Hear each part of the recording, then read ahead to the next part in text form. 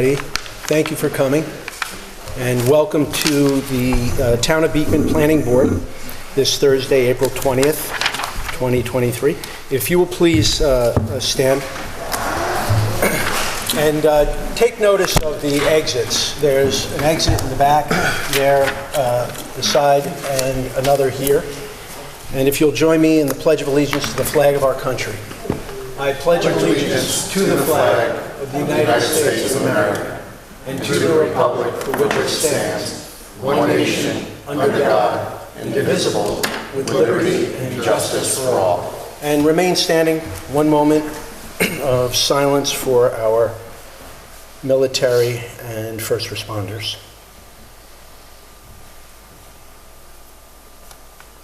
Thank you. You'll be seated.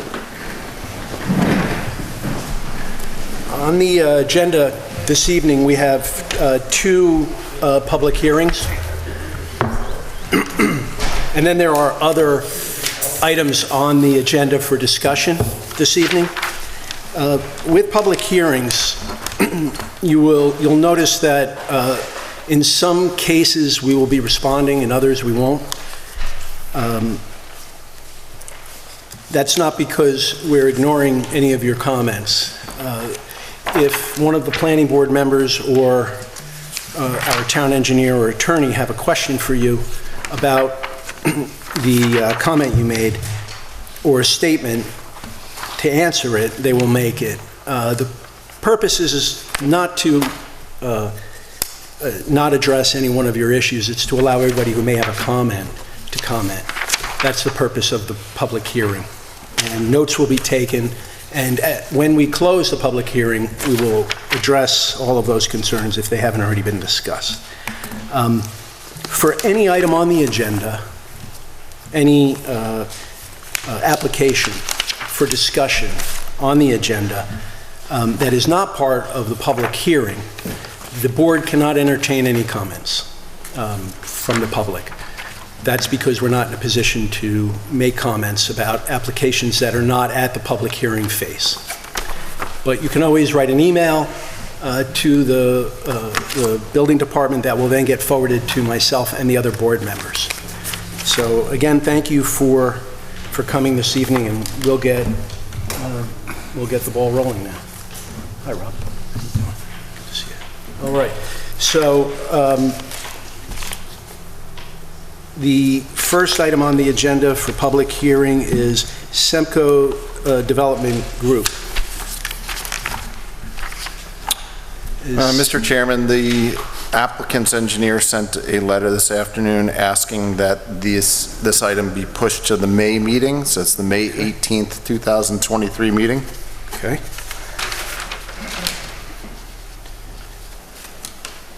Do we need to adjourn? Till May? Adjourn it to a date specific, yes, Okay. May 18th, 2023.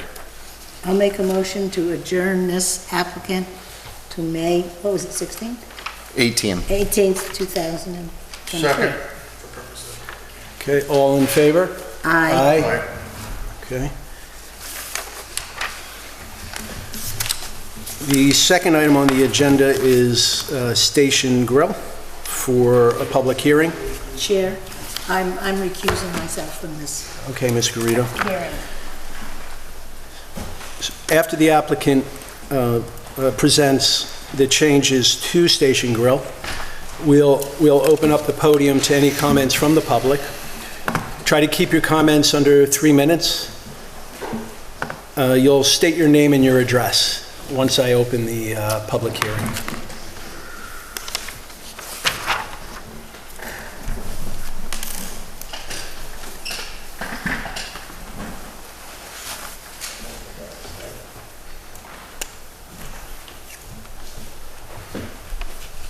Good evening.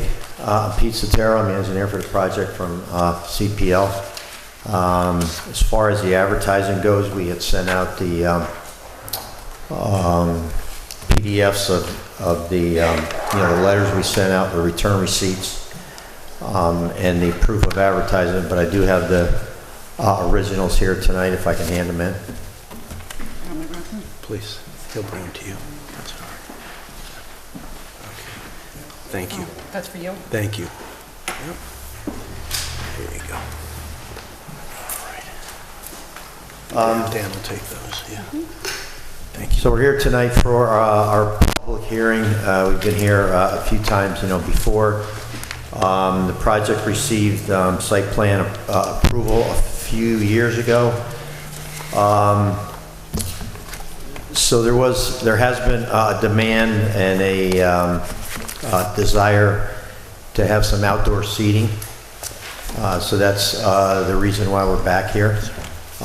When we came originally, there was a requirement that was put on the map that there could be no outdoor dining. I believe there were some issues with the prior owner. But Kevin obviously runs a little different business. So at the last meeting, we discussed about installation of a tent out in the back, basically over top of the septic system. We were proposing a, what was it, 30 or 50? 30 by 50. 30, right, that's right, 30 by 50. But in our most recent submission, we changed that to a 30 by 30. There'd be approximately 50 seats that would be put out there. In one of my submissions, I had talked to the Dutchess County Department of Health, and they said basically the project was approved for 101 seats based upon the capacity of the septic system.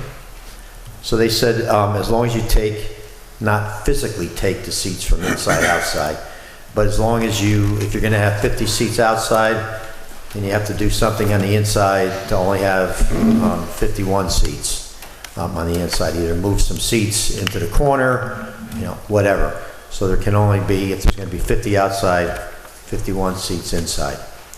So, and I believe in one of my first, submissions, I submitted an email from the health department saying that would be fine with them. And they regularly, monitor, the restaurants. So that's something that they would check throughout their inspections.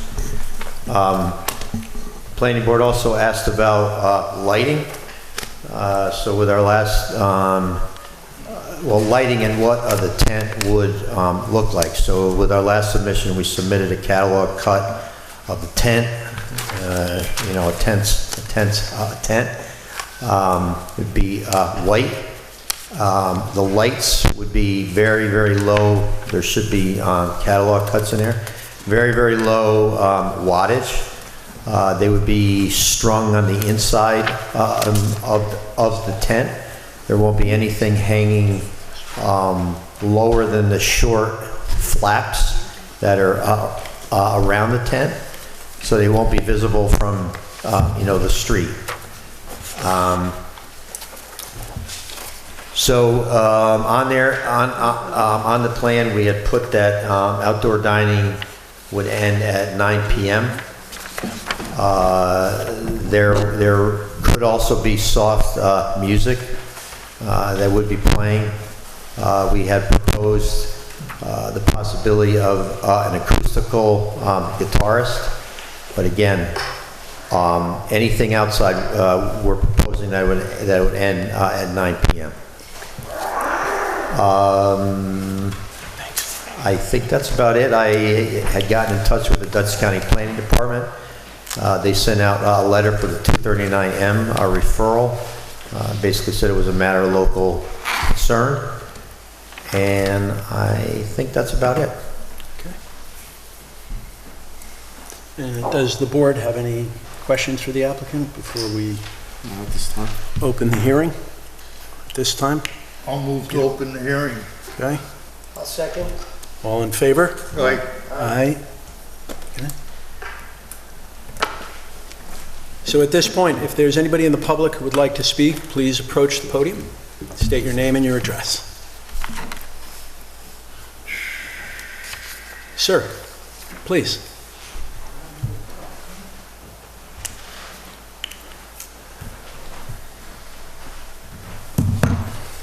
Also, I have a picture, if anyone is interested, of the proposed tent and seating available that I can pass out if you need to see it closer. Hi, Mr. Garrido, how are you? My name is John Garrido. I own the property where Diamante's was built, and now their complex is, and they're doing a very nice job, which is good. I appreciate that.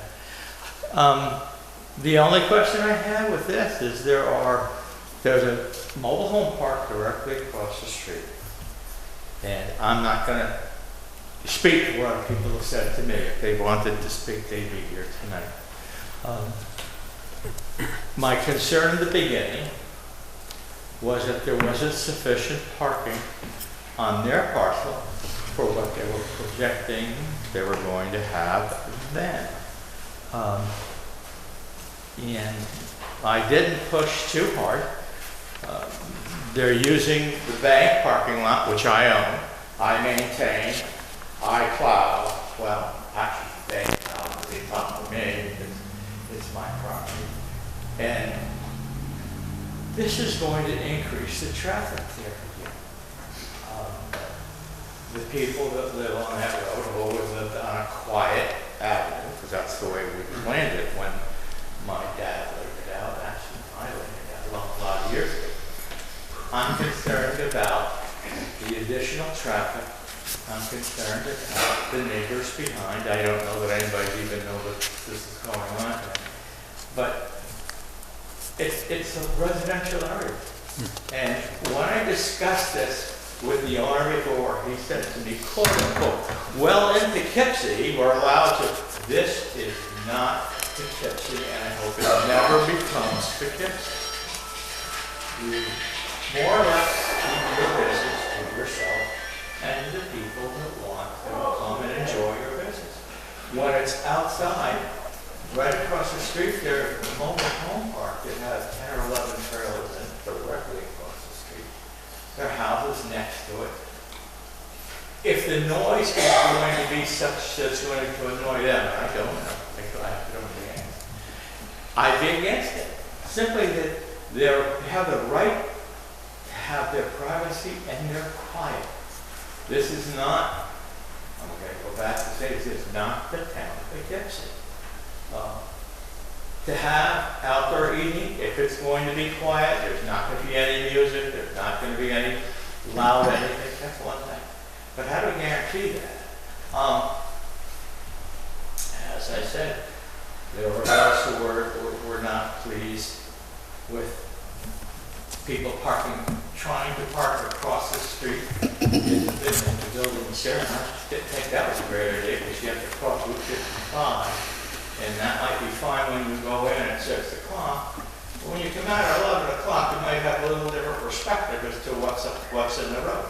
I think that property should have been bought sufficient for the type of operation they want. They probably knew they were going to do this when they bought the property. That didn't show me a lot of concern for the people that live behind them across the street. It lacks parking. It lacked parking then. It did not take a genius to realize that there wasn't sufficient parking for the operation that they wanted put in the town. Thank you, Mr. Garrido. And Yeah. I acquiesced and said the following, and it applies today. If the bank doesn't object and the residents don't object, I don't object. But I have a business there that's a very secure business. The bank is a funny thing. They worry about security. You don't need people pulling in, pulling out, parking there, not parking there. And I worry about it. And if the bank says to me, we'll find a better spot, I won't be happy. And I am concerned about that. I don't know if you've ever watched people come out of a bar and go to a car, put their beer on the ground by their door. Pardon me? Okay. Mr. Garrido? Oh, Kevin? Excuse me. Kevin? Mr. Garrido? Yes, sir. All right, I'm sorry. I don't want to interrupt you, but all comments have to be directed towards the board and me. Yeah, right. So, Kevin, you'll have your opportunity to respond after the public hearing, all right? said. And Mr. Garrido, if you could summarize for me, because you're beyond 3 minutes, just summarize your concerns. I have no problem talking to you. Thank you. He commented, Mhm. and he said to me from behind, it's not. Understood. Yes, sir. Okay? Yep. So I turned around, I begged to differ. I'm sure they sell more than one beer there in a night. Mhm. And that's not a problem. It's been that way for years. But we weren't encouraging the masses to come. People came for dinner. It's always been a wonderful location to go in town. But they don't have the ability to do what they want to do on their own property. They have to use someone else's, which happens to be mine. And when I keep on hearing, well, in Poughkeepsie, this is not Poughkeepsie. And I worry because the bank needs security. And when you have people marching in and out, you don't know who they are and what's going to happen. If I was to lose that bank because of the fact that they don't feel secure, that would bother me. Understood. And it would bother you and everybody on the board if that happened to them.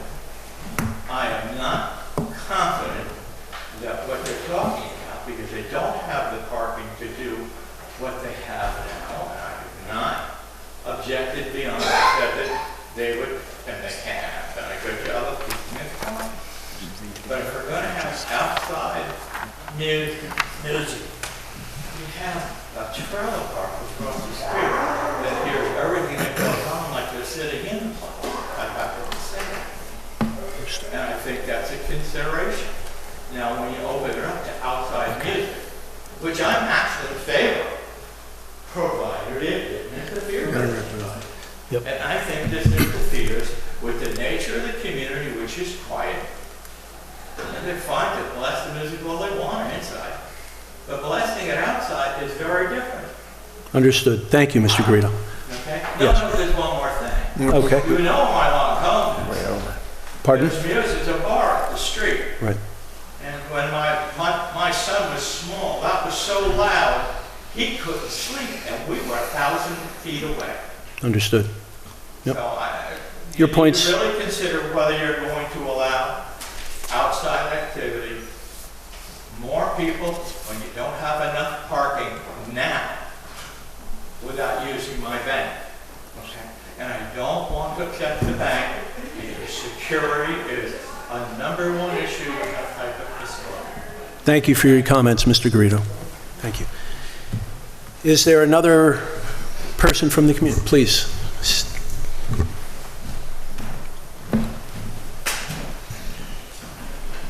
Hi, my name is Brent Davis. My parents have 26 Palmer Circle, right behind. And back when Ramblers was there, it was an absolute nightmare. Bands in there, doors open, I couldn't even sit on the back porch. Cars all hours of the night parked in front of my house. People with the lights on inside their cars, hanging out at their cars. One time my mother walking down the road, pile of needles, dirty needles on the road. My daughter out in the yard, playing in my yard, and who's going to be responsible? They can't control who's going to come into our town. And I just really strongly object. Like if you took a ride down Palmer Circle, St. Patty's Day, it was a nightmare. Trying to even get up the road. Cars parked on both sides, people in the middle of the road, they got no respect for a car coming behind them. Half drunk, whatever, I don't know. But to me, why should somebody prosper when it's going to hinder the community that's been quiet, like John said, for the last 50 years? And to me, something like this, when you're doing outdoor stuff, is a whole ball changer. I mean, just when they were outside hanging out at the bar, the later it gets, the drunker they get, the louder they are. The cursing and swearing on my back porch, I would invite any of you to come over and sit there for an evening, and you can listen to what I listened to when it used to be a quiet neighborhood. What was your first name again, sir? Brent. Is that the case currently? This year? Currently, honestly, I moved, but my father's still there. Right. He has to keep all the windows closed in the house. He doesn't go on the back porch anymore. So it's more or less, you're confined to the house. And especially when back in the day, Player, Ramblers, whatever it was, had the bands out there, it was so loud inside the house, you could hear the music loud as day. So just to clarify my question, it's under new ownership right now. Is your father reacting to the way the situation was, or is it still happening now? The way it will be, and yeah. Okay. Like St. Patty's Day, you drive down that road, it wouldn't be a road you want to live on, not at all. And then have your kids playing out in the yard. The people ain't like they were 40 years ago where they respected stuff. People get out of their cars, kick the garbage on the ground, you're cleaning it up, and then to find needles, you can't control who's coming in and out of that place. How would you like to walk out in the bathroom, to go to the bathroom or go to your kitchen in the middle of the night? Here you walk out and you see 50 foot away, here's car lights on in the middle of the night with people hanging out at their cars. Like John's saying, the parking is inadequate. So why should the community there suffer for somebody else to prosper? Hey Brent, has that been the case since the grill opened? Well, I can't really say that because it's been winter and the doors have been closed and it's been relatively quiet. But if you had taken a ride down that road, St. Patty's Day, you'd be like, oh my God. Right. You know, I mean, to me, if it was your house in that neighborhood and you were in the situation, you wouldn't want to see a bunch of strangers parked out in front of your house at all hours in the morning. Before Palmer Circle was a community where you could leave your doors unlocked. You could leave your keys in your car. Now, I hate to say it, but you got to lock everything up like Fort Knox because you don't know who's coming and going, who's sitting outside your house in their car with the lights on, hanging out at their car, having beers after hours at the bar. To me, it's just a bad thing for the Palmer Circle community. Thank you for your comments, Brad. Thank you. Appreciate it. Is there anyone else in the community who would like to comment?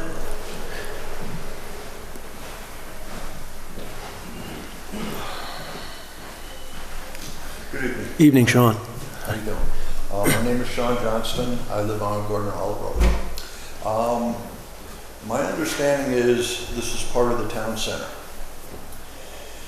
In that, there has been a comprehensive master plan done in the town, very comprehensive.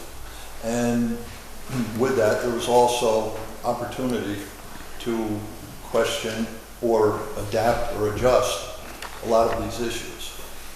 They've been addressed. It seems like we're rehashing them. Okay.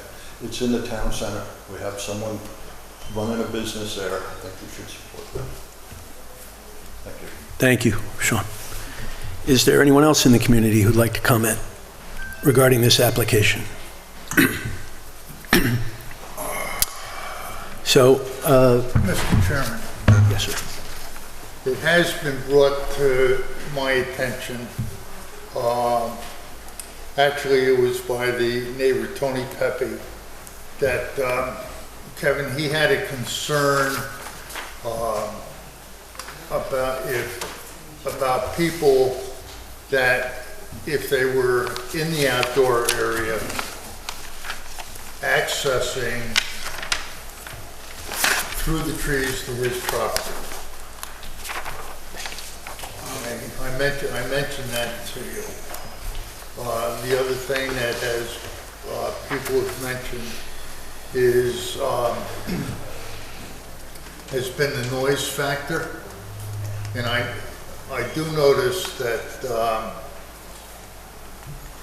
you said there would be soft music, but we also mentioned that there would be acoustical,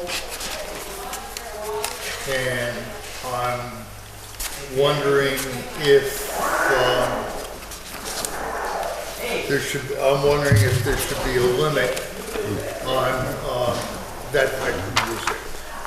You know what, thanks, Pete, for bringing that up. I actually was just given a letter from Pepe that I'll read for the record. Dear Beekman Planning Board, regarding the Station Grill public hearing scheduled for tonight, I'd like to offer my comment to the board as a business owner in our town and proud 40-year resident. I'm very much interested in business succeeding in our town. The current owner of this property has made a sincere attempt to be a good citizen and business owner in Beekman, especially when it comes to the parking situation and the sewage situation, both of which were quite a problem before, and especially on my adjoining property, which became a site for sewage and rainwater runoff. Now those problems have been corrected, and I am very thankful.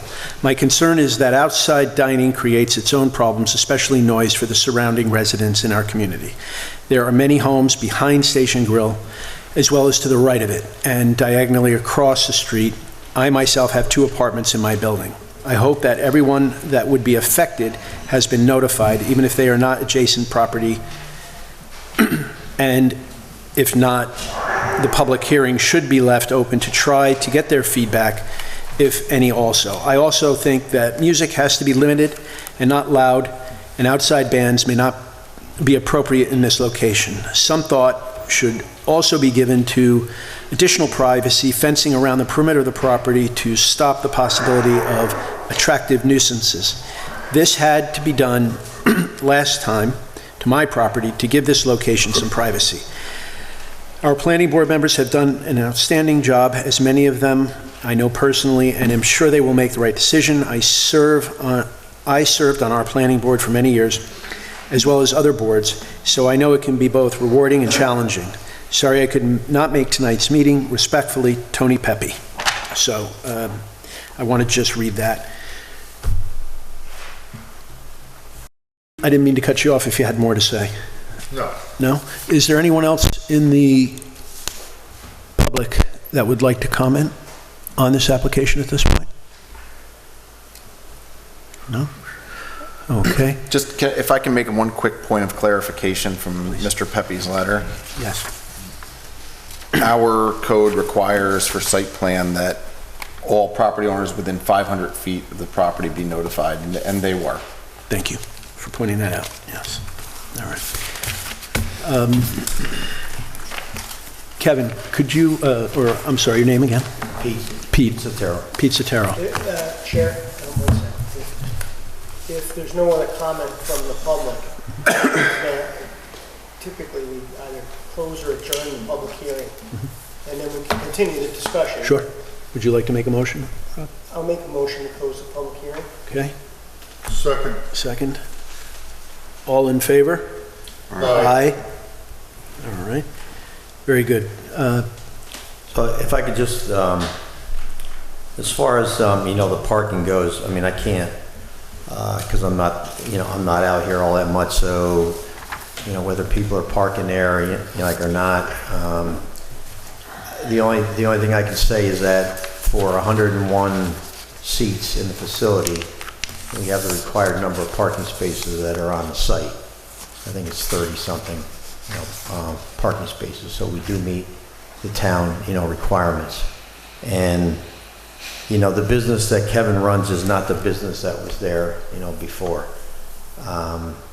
Kevin's got a very successful business in Poughkeepsie, not doing like as well as he hoped here.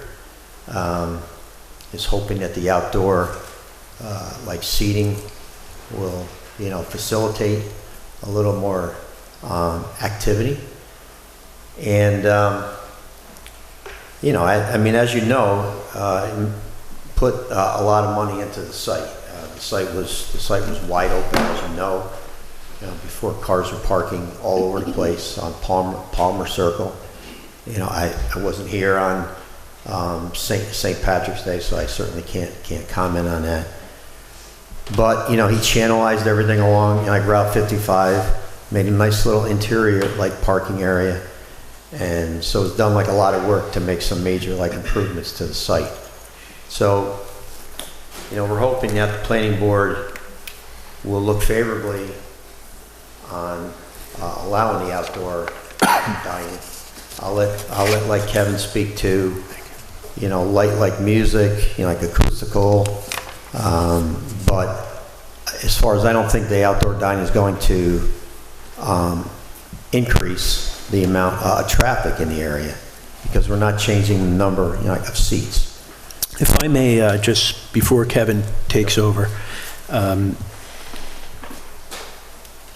Dan, you'll have to tell me where I read this, all right? But I remember reading that, and I believe it's Department of Health, that you will be closing off a section of the restaurant in number to the amount of seats that you will have in the tent, thereby just moving water around in a balloon, so to speak, and not increasing the occupancy of the property. That's correct. Under this application. That's correct. Yeah, just the rear dining room, you know where that is, right? Separate room will be closed anytime the tent's in use, anytime we're using outside. So the occupancy, regardless of whether people are inside and/or outside, will be the same as it is now? Correct. That's why we're only doing a 50-seat tent, because that's basically what we would put in the dining room, 50 to 70 people. And that can be placed in a resolution, Dan? Yeah, it will be. It will? Okay. So while you're at the mic, can you speak about volume and decibels and music and that sort of thing? As far as hours of operation, et cetera. Yeah, hours of operation are the same, like 9 o'clock will be done. I don't know where these guys go and hear people dining where it's that loud, where you can hear it across 55 over tractor trailers going by and the loud cars and trucks that are on that road 24 hours a day. As to the amount of cars that were parked, we are so far behind there because business is not what we thought it was going to be. As far as overflow and prosperous business, it's far from that. Way far from that. St. Patrick's Day, and in the evening between probably 7 and 10 o'clock, maybe 11, it did get crowded. I have no control over that. There were some cars on Palmer Circle, but that's one day out of 18 months I've been open that we had that many people there. And to come here and talk about needles and drunks and people like that, that is not what we do. It's not what we're going to do, and we will not ever do that. That's not my business. I could do that in Poughkeepsie if I want, and I don't. So as far as that's concerned,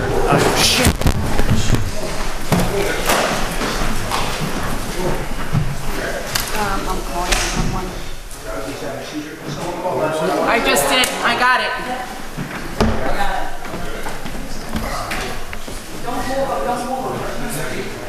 What? Who was it that fell? If everybody could find their seats, please. And if the board could return to their seats also.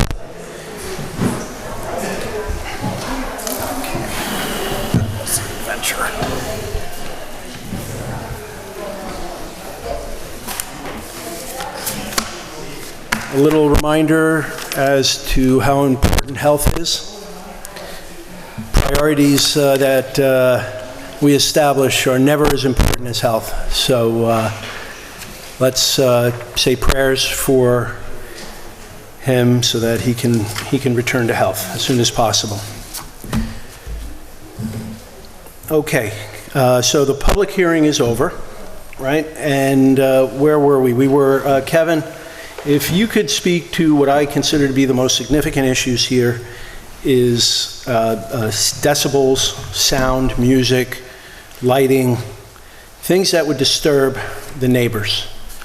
okay, I just want to thank everybody that helped out with Pete, and I'm going to call Laureen in the morning and let her know how he's doing, and we'll keep you in the loop on that. Thank you. As far as I think we left off where the operation is. I run a legit operation. We've been going 18 months. We've never once had a police call. We've never once had any type of issue. We've never once had a fight. We don't condone it, and we don't entertain that type of crowd. As far as outside goes, as Pete said, the lighting will be up inside the tent, above the flaps, shining down. We already have perimeter lighting, which is not non-intrusive. It's low lighting, just enough to keep it a little bit lit in the back.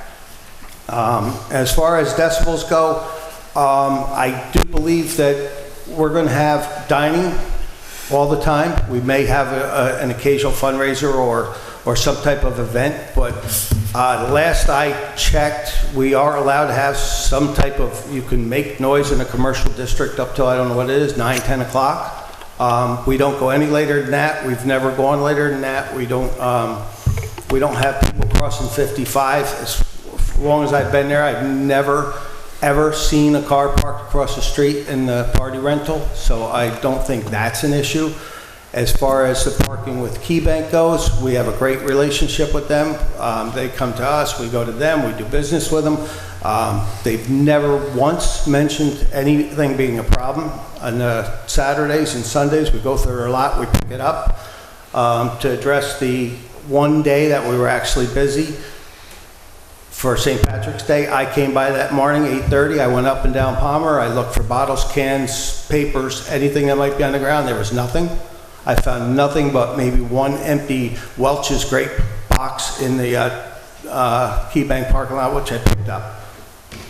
As far as sound goes, I could stand in that backyard and scream at the top of my lungs and you won't hear me across 55. What we will be doing will be no louder than a lawnmower. So as far as decibels go, we're not, Iron Maiden's not coming in. If we have anything, it's going to be acoustic duo or something like that, but at the request of maybe a function going on. Or a fundraiser. We do a lot with children's cancer and that there. So we might have something light come in for something like that. So if I may ask, you're only going to use outdoor music for events? Absolutely, yes. Okay. So on a normal night like tonight, there would be no music, just outdoor dining. And I do have a couple speakers on the building that play music low. No, you can hardly hear it. It's just, it's kept within a perimeter. Mr. Chairman, I'd like to direct questions to the town attorney. if I may. Please. We do have a Chapter 108 in our code. Deals with noise, and there is a 60 decibel limit between the hours of 7 a.m. and 8 p.m. And after 8 p.m. it's 50. So the board could condition any approval on adherence to Chapter 108 of the noise ordinance. And you'll prepare those in your resolution? It would be a condition. Thank you. All right. The other question I have for you, Craig, is regarding parking. Now, the applicant met the parking requirements, received approval. We're moving water around in a balloon here. He's closing a section interior, and those patrons will be outside. To what degree is it our responsibility, the planning board, or even, I'll go as far as Kevin's, to monitor parking that is not on his property? Well, he can only put signs on his own property that says if you park there, you're in danger of getting towed, possibly. But he already has site plan approval at this particular location for X amount of parking spaces. So that meets the maximum 101 on the occupancy. Yeah, I believe it was 34 parking spaces approved previously, so. Right. So you cannot impose a more restrictive measure. Okay, understood. So it would not be within our scope to prevent him from doing what's within his right because of parking that is outside of the boundaries of his property? Okay. That would be more of a police or enforcement issue? Or a neighbor-to-neighbor. Or a neighbor-to-neighbor issue? Okay, all right. Thank you for clarifying that. The 60 decibels that you spoke of, do we have any idea how loud that is? What that? I do. What that threshold is? Yeah, well, my son is hearing impaired. He actually is deaf, and 80 decibels would be the sound of a jet, to give you a frame of reference. Jack, like a jack? A jet airliner. Oh, okay. Yeah. That's loud. And All right. Okay. so that's 80, and then incrementally down to 0. So Is there anything else? Can you talk about your lighting a little bit? I understand, I mean, there's a picture here, string lighting. It will be underneath the tent? I think that one picture with the tent is going to be same type lighting, all LEDs. Right. And right now I plan on about probably 250 bulbs. It's about 250 feet of lighting. Right.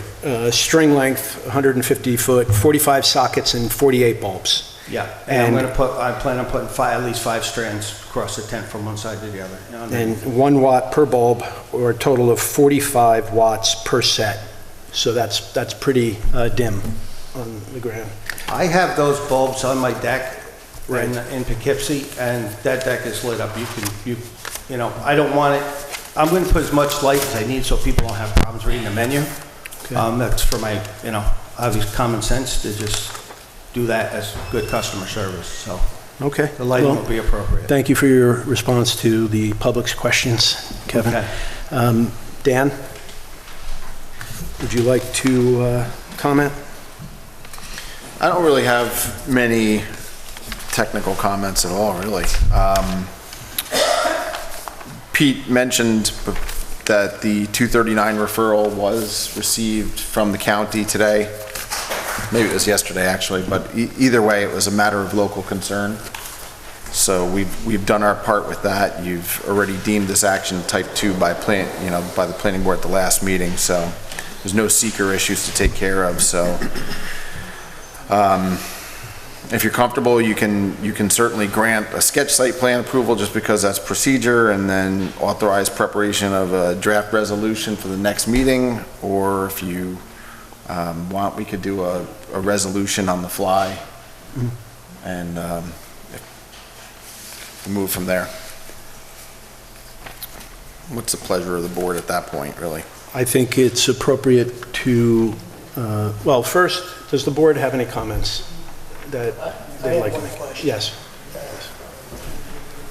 Do you have an arrangement, I think you said this last week, I just want to, do you have an arrangement with the bank for parking?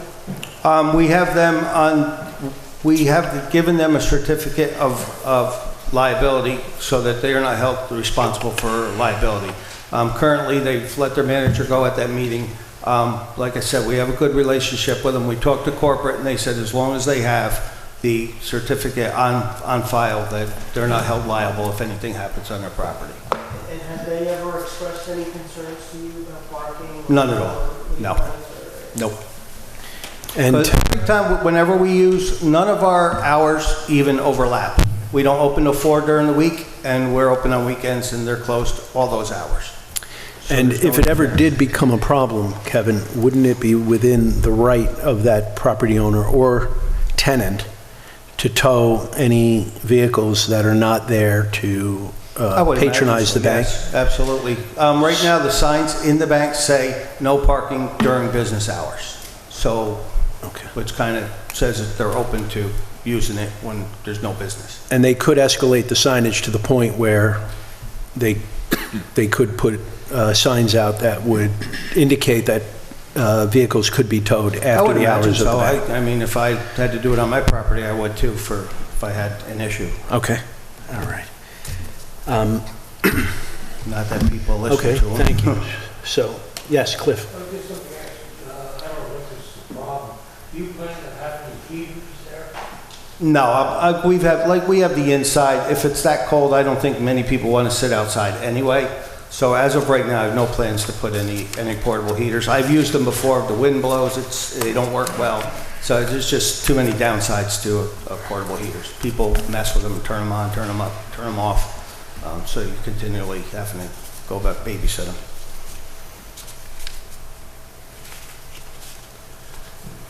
Okay, so at this point, would a member of the board be interested in a motion to grant sketch approval? I'll make a motion. Yes? Is there a second? I'll second the motion. Okay. And this would be to then draft a resolution for approval at the next hearing, next meeting. Is that correct, Dan? Well, the sketch approval is a separate step, so you can certainly make that as a completely separate step right now. Okay.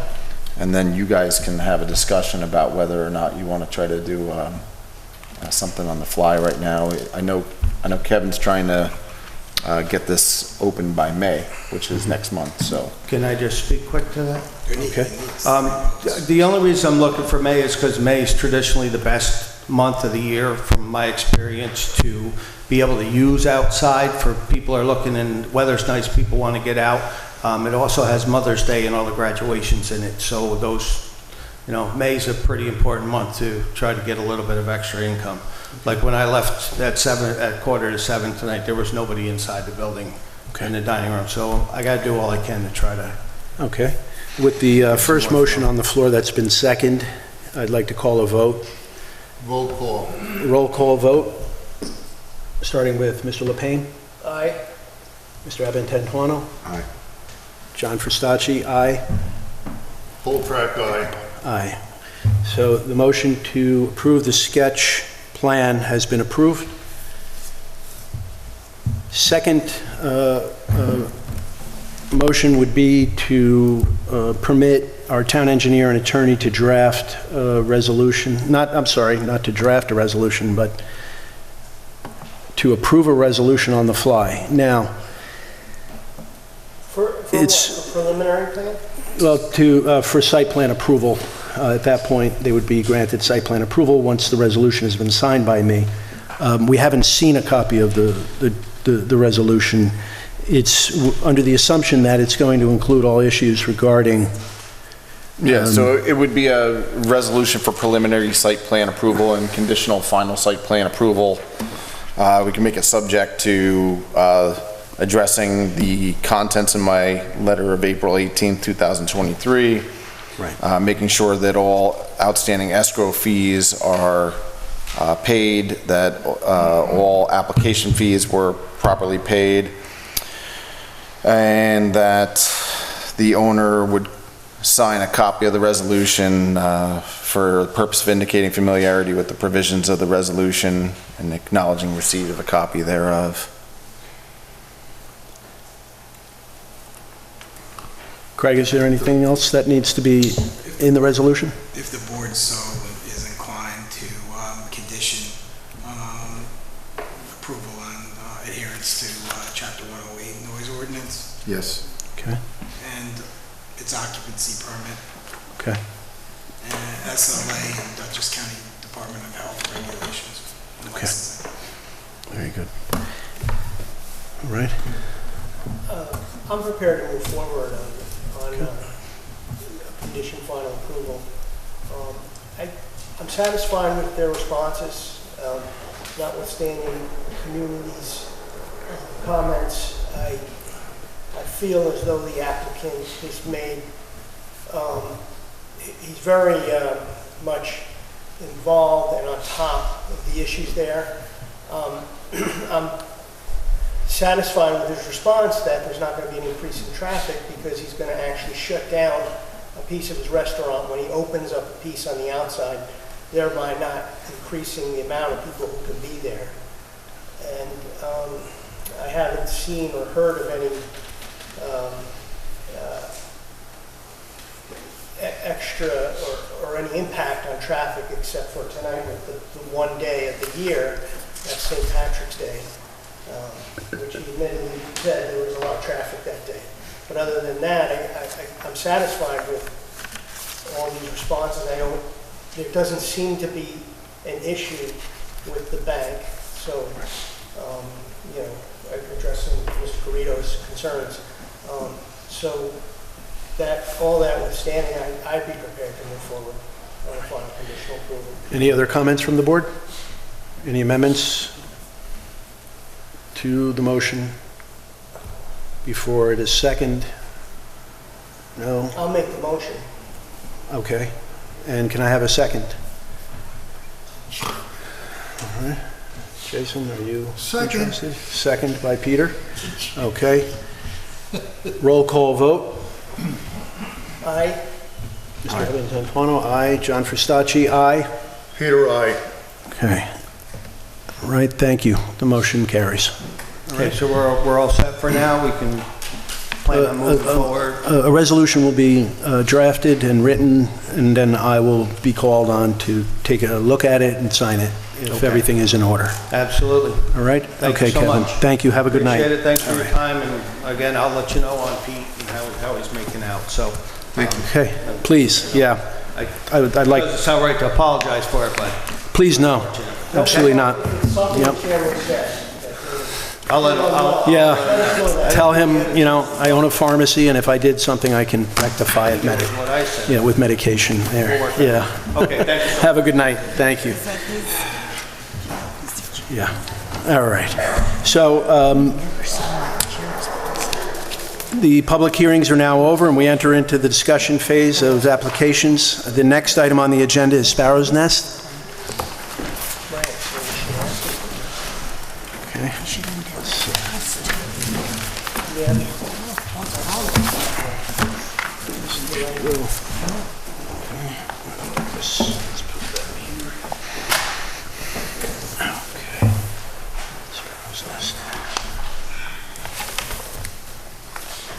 Okay, good evening.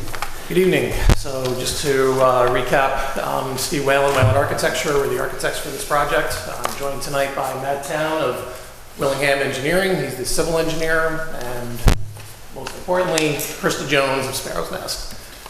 Since our last presentation, we have addressed, I think, all of the comments from the town engineer's letter dated November 16th.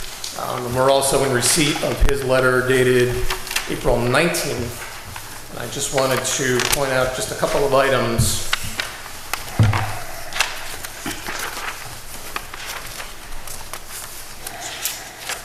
One of the comments that was on the most current letter was about addressing the fire advisory board's comments. So we have those actually on the construction drawings, but we will add a note to the site plan that those things will be included. And to answer question number 4 from the fire advisory board about whether or not the building's sprinkled, yes, it will be. Okay. We've also developed the signage and the building elevations. As far as the signage goes, we're going to be in compliance with the size of the sign, and then the colors are going to be straight out of the zoning ordinance. Whatever those colors are is listed: the green, the beige, I think the black, and the silver. We're just going to, those are the colors we're going to use. And then the colors on the building are going to match as close as we can get it to that green and the beige. Any questions from the board? Dan, could you address the comments and how they've been satisfied? Yeah, so Please. So we went through the latest set of plans. I think there was a December letter out there that was addressed as well before, maybe. But we did add a few extra things on here based on turning this into, from a preliminary review into a final review. With regard to that fire advisory board comment with the sprinkling, there's always an intent to my questions, right?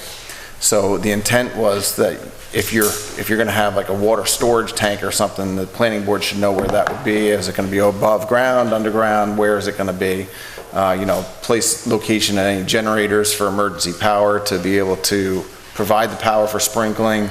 Those are all site plan issues as far as we're concerned also. So if you can kind of just generate at least at minimum in a pretty good concept and incorporate that into the plan set, that would be important to show. We're actually, the drawings right now, they're supposed to be getting wrapped up with the MEP engineers. I'm supposed to have drawings tomorrow. So we can certainly show, like where the storage tank's going to be, where the generators are going to go. We can certainly show that all on the site plan. Okay, very good. The one comment, Matt, was really more engaged in the idea of making sure that water is getting away from the building, just to protect Krista's building now. That nice new building, that 420 contour, pretty far away from that 420.5 building elevation for the overhead door. So you probably just pull those in a little bit, make sure that drainage gets away a little bit better.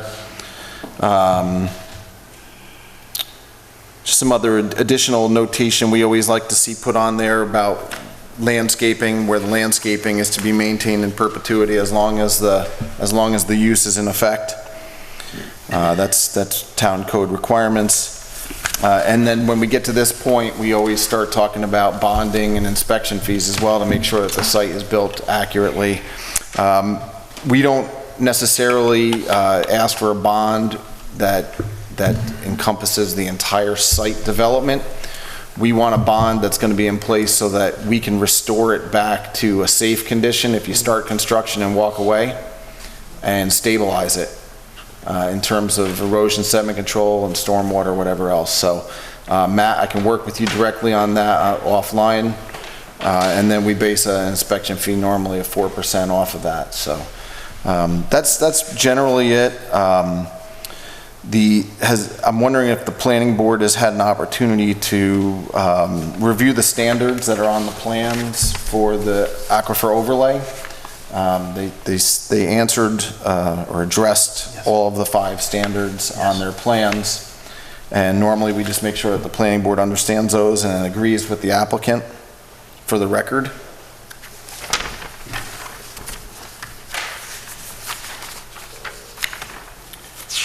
And as Steve mentioned, they came a long way with the signage, materials, colors, all that. Yes. They did follow the Benjamin Moore historic colors that are in our code for that, and then they're going to incorporate that right on into the building as well.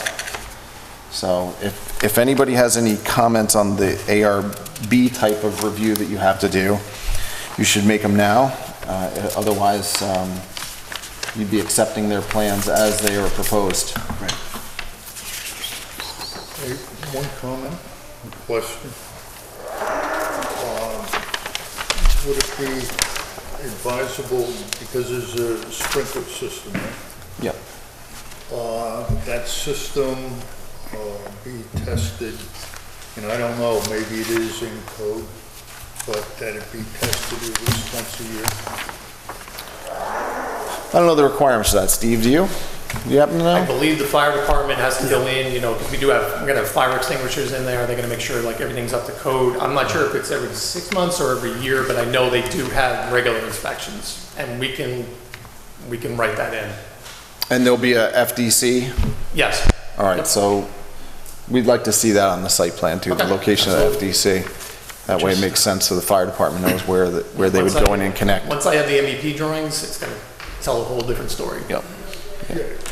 Okay, the fire suppression is pump operated, et cetera, right? Mm-hmm.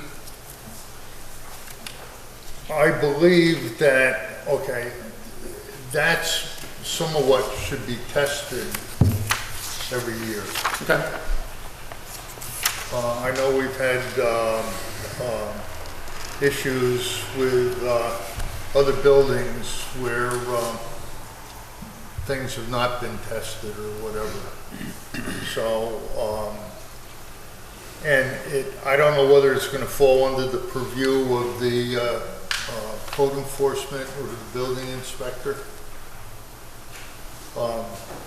To see that something like that is addressed on a yearly basis. Pete actually spoke about this over a month ago, and there is a process in the works for inspections, fire inspections, CO inspections, et cetera. But I don't believe it's been formalized yet. So, By whom? code enforcement, yeah. So, are you done, Pete? Yeah. One more? Yeah. Kevin, did I misunderstand you regarding signs? Because you have plans here for signs. Mm-hmm. They meet our code, et cetera. So I thought you said you were going to submit them later, but I'm seeing them here. No, if there was. I can tell by your face. I get that from my wife a lot. So I just misunderstood. We were you. submitting, Yeah. we were getting everything in All right, as good. much as possible. Yeah. All right. Great. Thank you. All right. Any other questions from the board? And I actually just had one more thing Yeah. that I had mentioned in here. The landscaping was changed. It was based on the updated survey. Okay. And the fact that they're giving an easement for a sidewalk and utility. Right. Along Town Center Boulevard and Clove Valley Road. Yes. So the the landscaping has changed. That's always a purview of the planning board. I always make sure that the planning board is satisfied with the landscaping requirements. So, you know, if you'd like to ask everybody there to make sure, and then that way we can say that the AO and the landscaping components were acceptable or not. I'm going to wait for Rob to familiarize himself, and Peter, our resident arborists and landscape architects.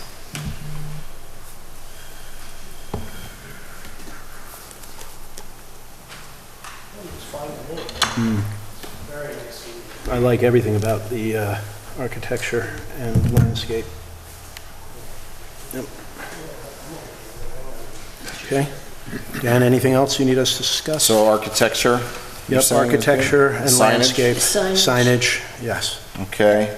Aquifer overlay? yes. Okay, I did prepare a draft resolution, and the conditions for the site plan being signed would be satisfaction of the April 19th, 2023 letter, preparation of a performance bond estimate in the amount approved by the town engineer, along with a performance agreement reviewed and approved by the town attorney. All other legal documentation associated with the project, such as the sidewalk and utility easement, shall be reviewed and approved by the town attorney. The applicant shall submit payment of outstanding escrow fees related to the planning board process as determined by the town comptroller's office and establish the post-development escrow. Applicant shall submit payment of outstanding site plan and/or special use permit fees as determined by the town comptroller's office. And the applicant and the owner shall sign a copy of this resolution and file it with the planning board for the purpose of indicating familiarity with the provisions of this resolution and acknowledging receipt of a copy thereof. Okay, I'll make a motion to accept that as read. okay. And, I'll second. okay. And actually, would that be the motion, Dan? That's for preliminary site plan and conditional Okay. final site plan and special use permit approval. Okay. All right, so that's what the motion actually is, conditional That's good. preliminary site plan approval. All right. Is there, that was you, Rob, who first, the motion, Fay second, Fay made the motion, I seconded. and you seconded. Okay. Roll call vote, starting with Mr. Lepane. Aye. Aye. Aye. John Fristacci, aye. Aye. And Pete Poltrak, aye. Unanimously approved. Okay. Okay, so just to be very clear, because sometimes this doesn't translate to applicants, conditional approval means that you still have to satisfy those conditions before the plan is signed and before you can do anything. So, We'll get you a full set of revised Yep. drawings and with the correct signature block. We have that on there now. yeah, All right. Very good. all right, thank you. Thank you. All right. Great, thank you, guys. Have a good night. Thank you. Thank you, too. All right. Hopefully less event. Yes. Okay, next item on the agenda for under discussion, Town Center Grove.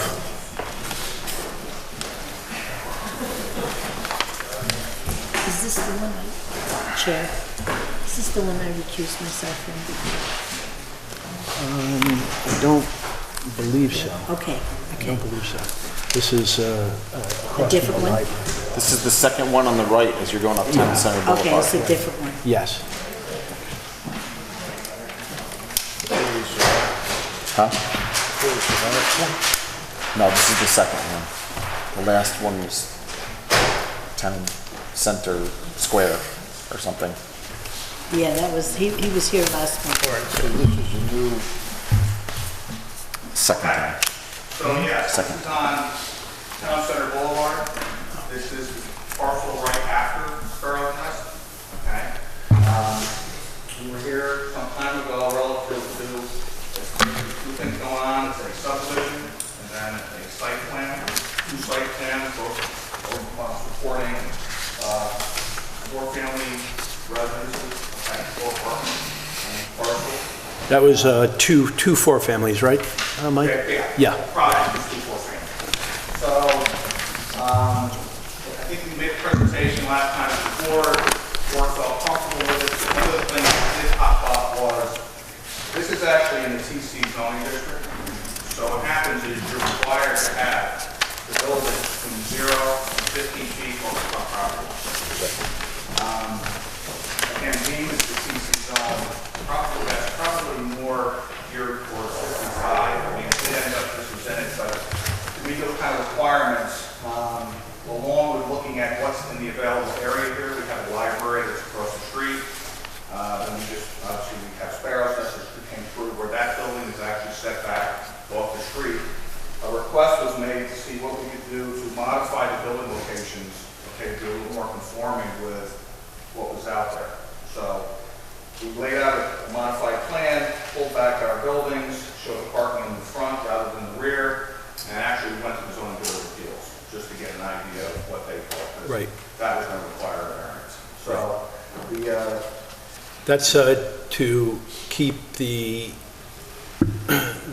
theme consistent with the library, Sparrow's Nest, and then with the parking in the back, what's your intention? To move it up front?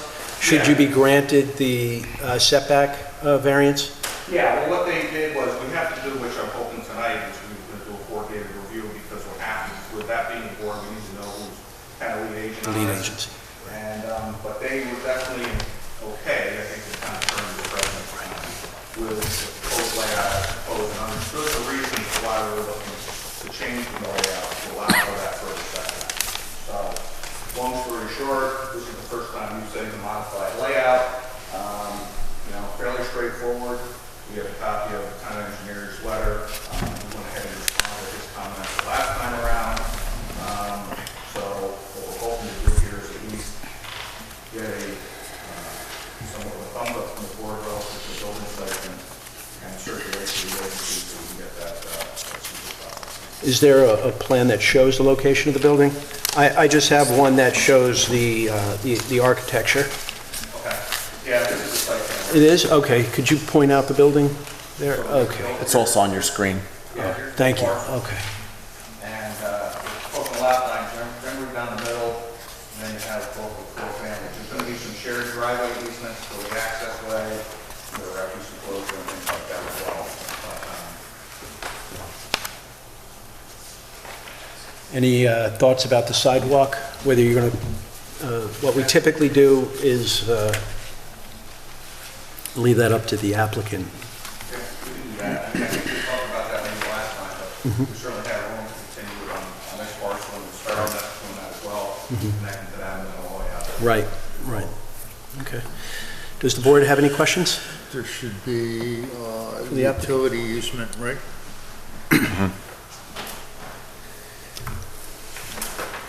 Is there a utility easement there, Mike?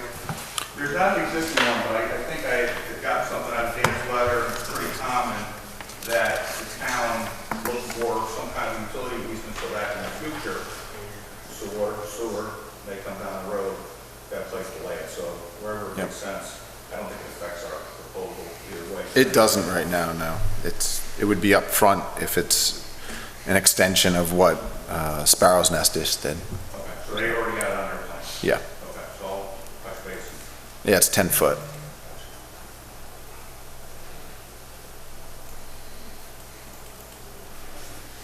Okay. It just makes sense that this is in our, facing our park, and that the buildings are being placed so that it's uniform. Right. And I understand the concept of the town center, but it doesn't always work. Right. Even if you go in a village, there's different Right. buildings in different agree. locations, so I have no problem with that. Will this be consistent with the next development to the left of it? Do you recall, Dan, if they're having the parking in the front or the back? I could go back into my plans that were submitted for the last month or whatever, but Right, we met with that applicant last month. yeah, I mean, I think it was relatively similar in nature. You know, I think the big thing that we need to do is give this applicant guidance on where we want to see things here. And just my suggestion was since there's a number of variances that would end up having to be done because of the parking in the front and the building setback, town center calls for the parking in the back. The code calls for parking in the back on multifamily uses as well. So there's some work he's gonna have to do with the zoning board as well. But the planning board should also be happy and give him good guidance on that to a point where, this will end up being a coordinated review. We're gonna have to do a seeker review. We're gonna have to make a seeker determination before he can go to the zoning board, and they can make their determination. So, I'm looking at in terms of the planning for it, the parking in the front there, we mentioned that you can maybe tighten some of them parking spaces down. The code calls for 9 by 18, you're showing 10 by 20. We're also showing more parking spaces. You're showing more parking spaces than you need right now per code. It might be worthwhile to talk about either a snow shelf or some other kind of grass strip in between parking and the sidewalk, and some landscaping, soften up the building, soften up the parking a little bit, the view of the parking. I see you got a lot of landscaping shown in concept right now, at least on Town Center Boulevard, but internal to the parking area, we'd be looking for some landscaping there as well. That's per code as well, so. Yeah, no, I don't have a problem with any of that, we can certainly do that. He came in here with a plan that effectively kind of met TC zone, and we were asked to kind of modify it accordingly, which makes sense for all the reasons you said. Again, even though this may change a little bit, if the board is comfortable with the layout, presumably you're going to be the agency, you can keep the ball on, ask them to circulate so we kind of get that part of it. Certainly now we can make additional modifications. Is the fact that the apartments are within the town center, right? You're not getting a variance for that. That's by right. That's permitted by right. Special permit. Yes, it is. It is. Well, I would just reiterate Dan's comments regarding the landscaping. I'm okay with the layout, assuming, because if we're abandoning the issue of parking in front for on both sides anyway, what becomes more important is consistency, I think, in the setback of the buildings. And so I don't have a problem with that because of the specific circumstance that we've allowed it at Sparrow's Nest, and it looks like we're allowing it in the other development.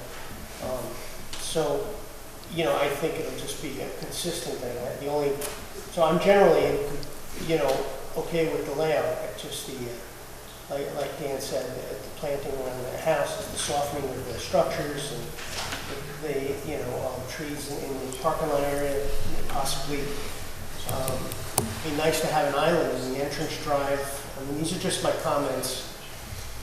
And now, I think we're going to have more opportunities to talk about that after you get your variance, correct?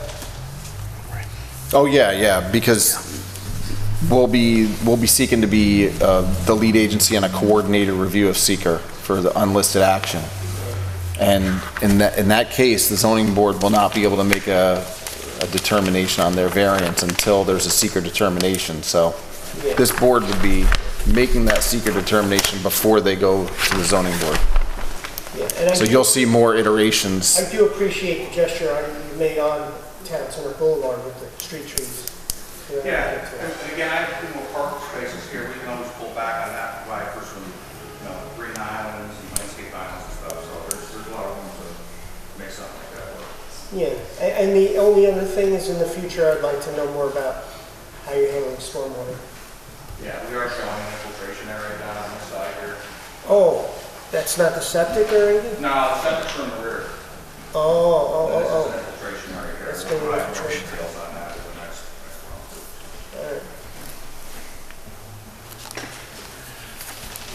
And these are I don't know if you saw the elevations. Right, these are the elevations, Pete.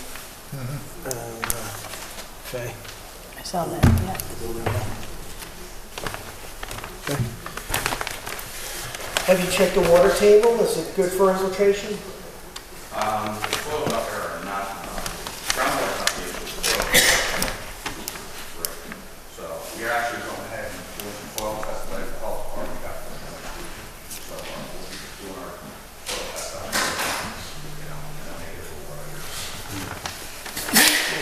as far as septic.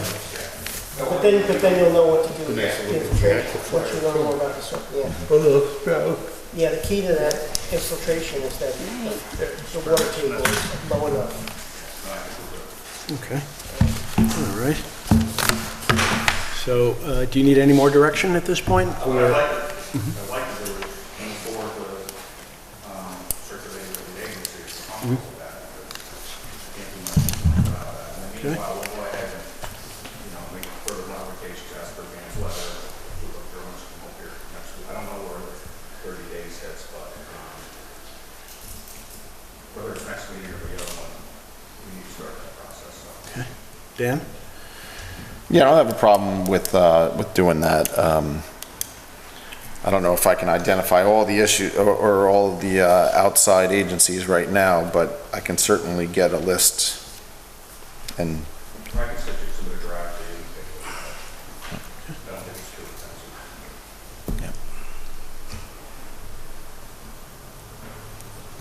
Okay.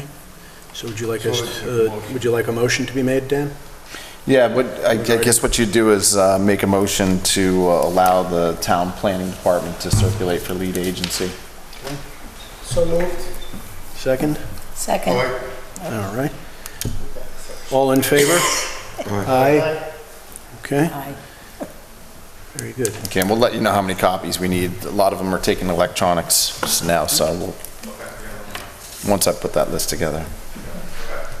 Thanks, Michael. Yep. Okay, the next item on the agenda is Baker Hill subdivision.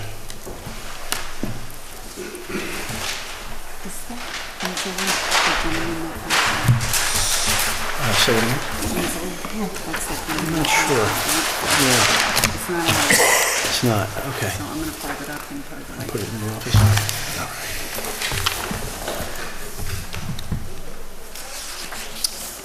So Baker Hill subdivision. This came across with the board at one time relative to a 7-lot subdivision.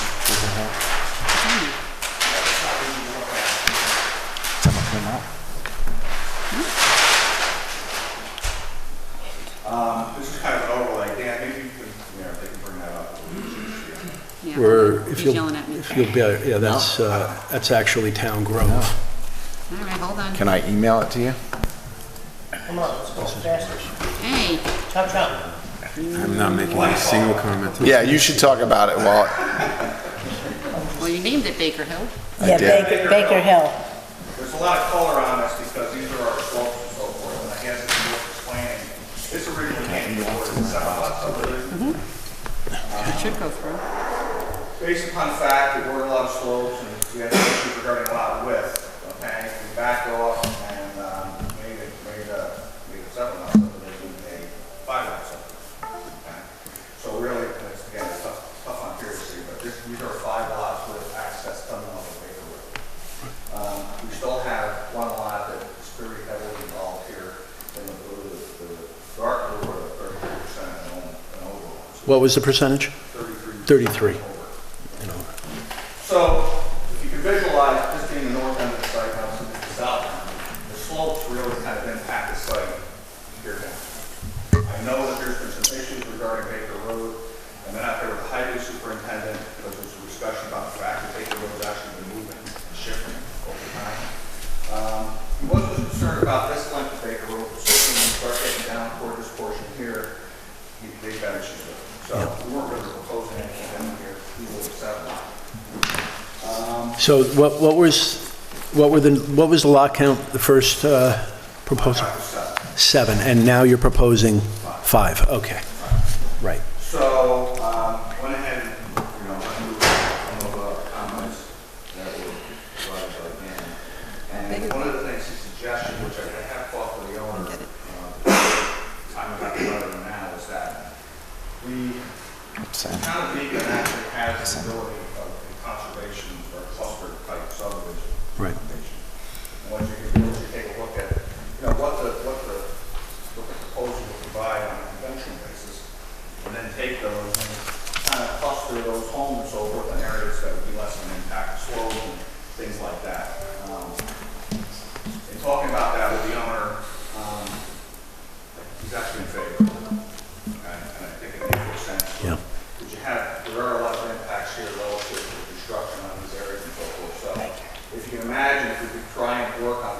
side here, okay, where the slopes are the least. We contain our development within this area here.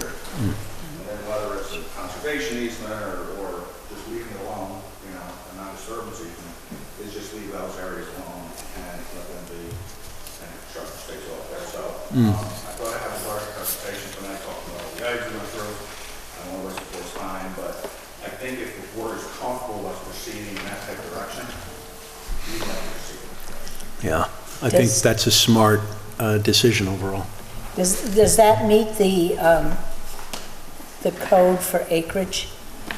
Or does the conservation easement allow for smaller lots? So, yeah, the conservation subdivision allows for flexibility in the Right. design of the lots. Okay. So, you know, all of those areas that are in the white on this map are much more level areas. So, you know, 2 of the lots we're getting into those tighter slopes, a little more difficulty with the driveway grading, the grading behind the house, the septic systems.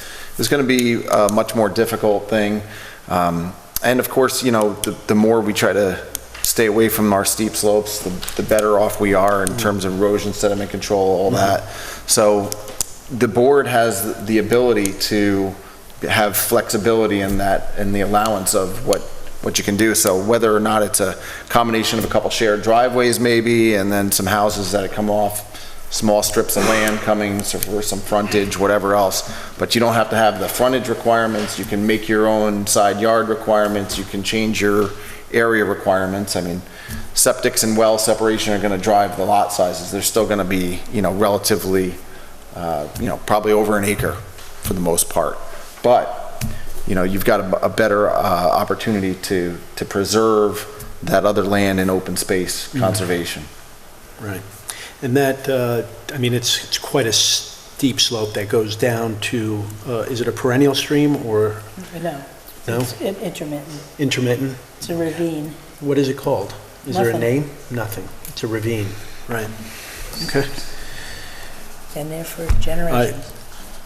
Does the board have any further questions? Yes, I'll speak. Please, Rob. Yep.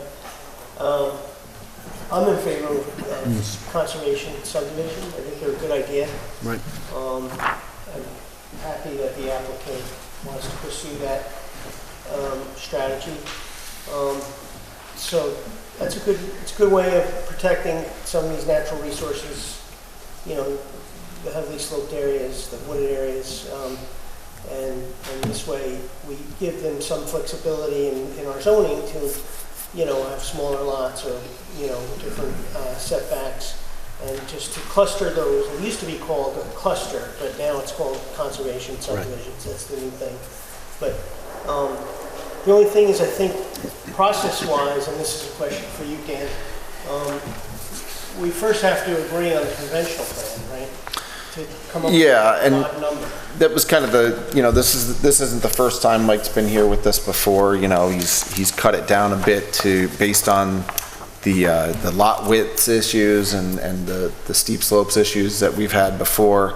So, you know, while I say that those bottom 2 lots are, you know, uncomfortable, they are doable in terms of the fact that, you know, he found some pockets of areas where it wasn't as steep. And, you know, I think the driveways are going to be tough with the standing areas at the roadway and at the house. But, you know, so it's a significant grading effort, but it's doable. In terms of moving things up towards that other area, we're going to have a lot less of that issue to deal with. All right, so bottom line is we would be agreeing to a 5-lot convention, Conservation easement, subdivision. yeah. Right, you could use the current plan as your sketch for determining that density of 5 acres and then move from there to the conservation. It could be, we could decide on 4, right? 5. 5, I said, yeah. do we decide on If- 4? You certainly can talk to the board about that.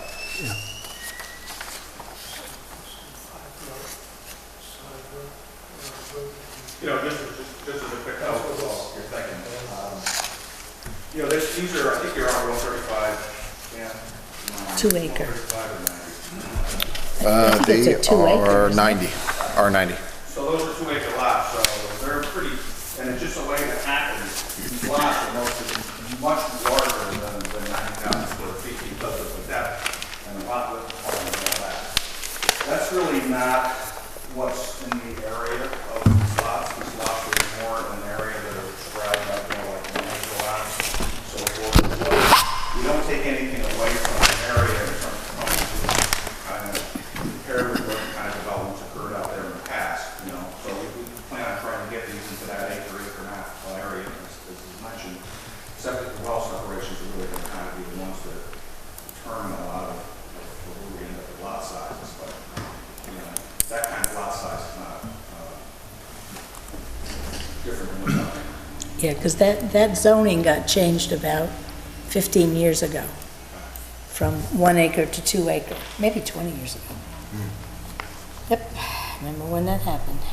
Mike, my concern is just with that lower lot. Yeah, where you have limited. I'm not saying don't try to work it, but I'd like to see,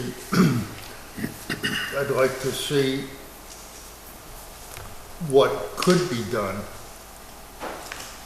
possibly with it, but if not, if it doesn't make sense, then drop it.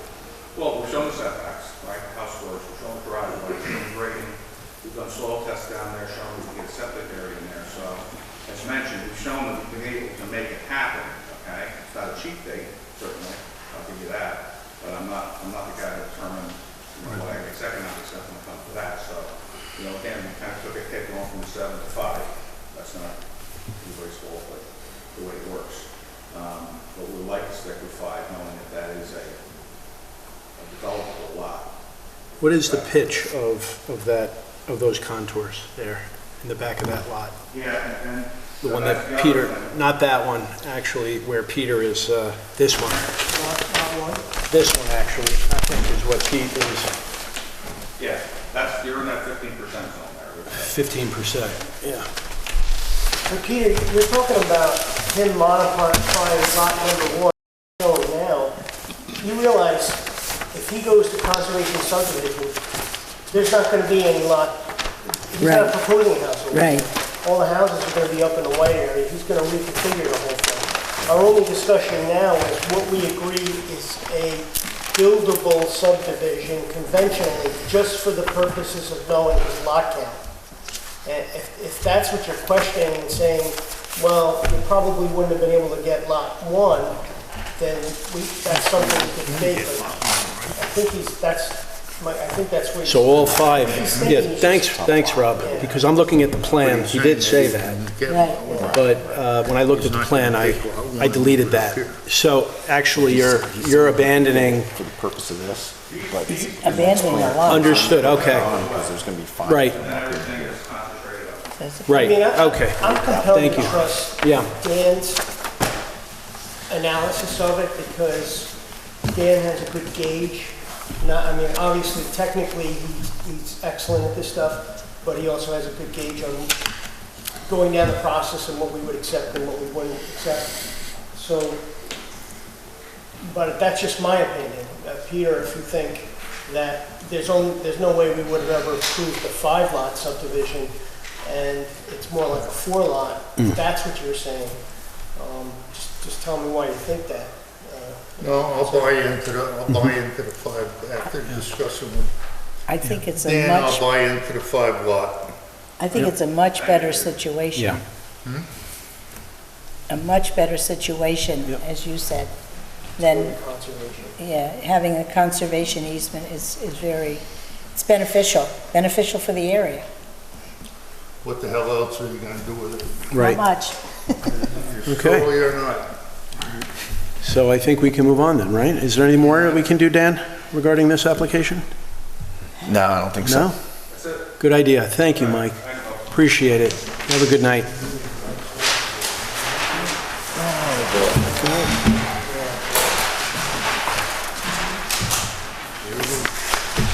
Just have to use the bathroom. You need a break? No crap, where am I now? It's up to you, sir. Dan, help me. Go ahead, choose their computer. Let's go for it. I lost the, All right, I'm just going to take a minute. The File Explorer? yeah, where the hell is it?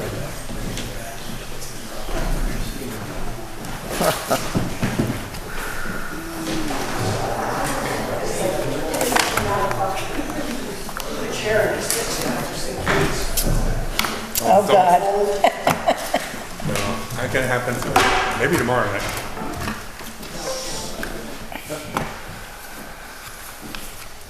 Never mind, I found it wasn't plugged in.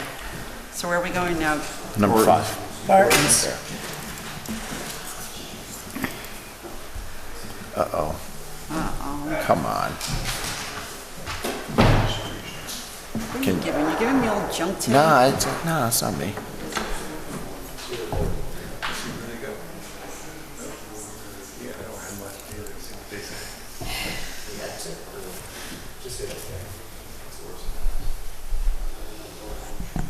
Computer blows up. You can give it a minute and let it install. Yeah, I'm talking to you. Oh, John went to the bathroom. Yeah, well, we got two board members in the bathroom.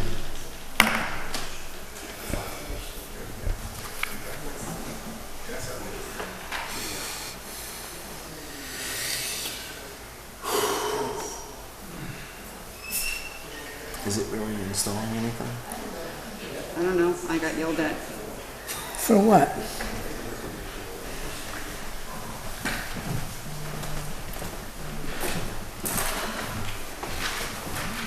Looks like it is. That's what the ball said over there.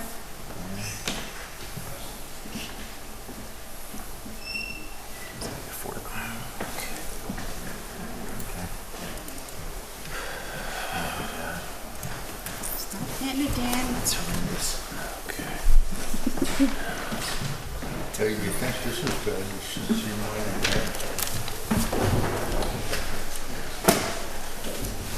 Can you email it? It's the same thing. You'll probably take the same, yeah. Same thing. Okay. Well, good we're trying to evening. pull it up electronically, but It's even better. Thank you. it's a struggle. Okay.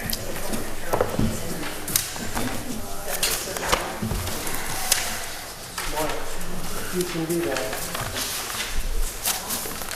It's easier just to get Jim.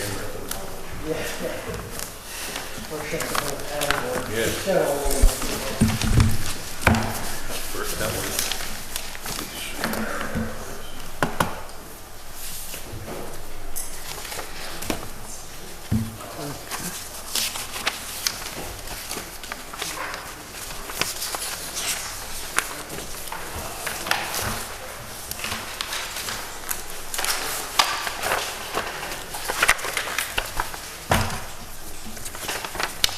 Oh, now it's upside down.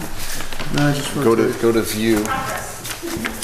The view pull down, Yeah, take your time. and then rotate view, go counterclockwise one. And then go to sheet 3 maybe? Yeah, 3 would be the grading plan. There you go. Ready? That's That it. one? That's the one. All right. Let's get this party started. Okay. All right, Joe. Good evening, Joseph Berger, Berger Engineering, for applicant. I guess we're following up from last month's meeting, further discussion. The plan that you have in front of you depicts the rotated trash bin, the additional landscaping, and some of the other minor revisions that were discussed at the last planning board meeting.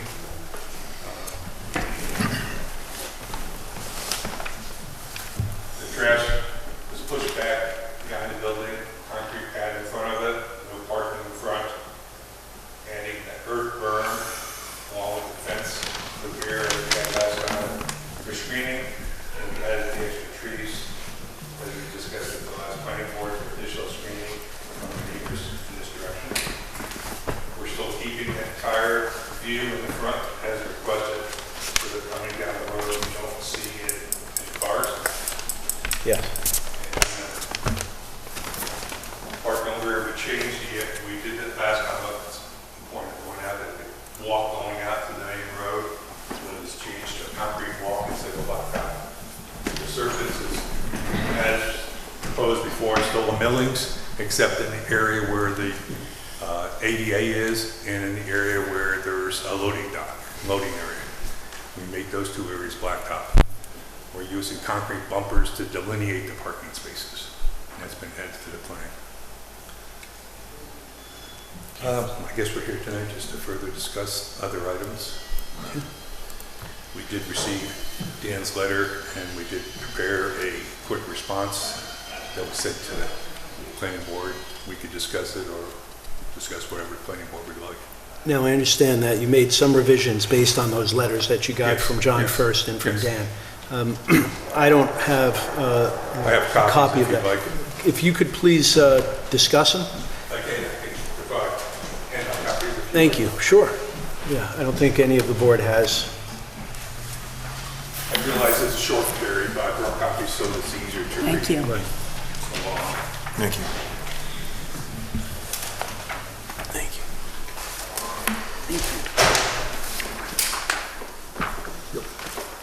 Thank you, Joe.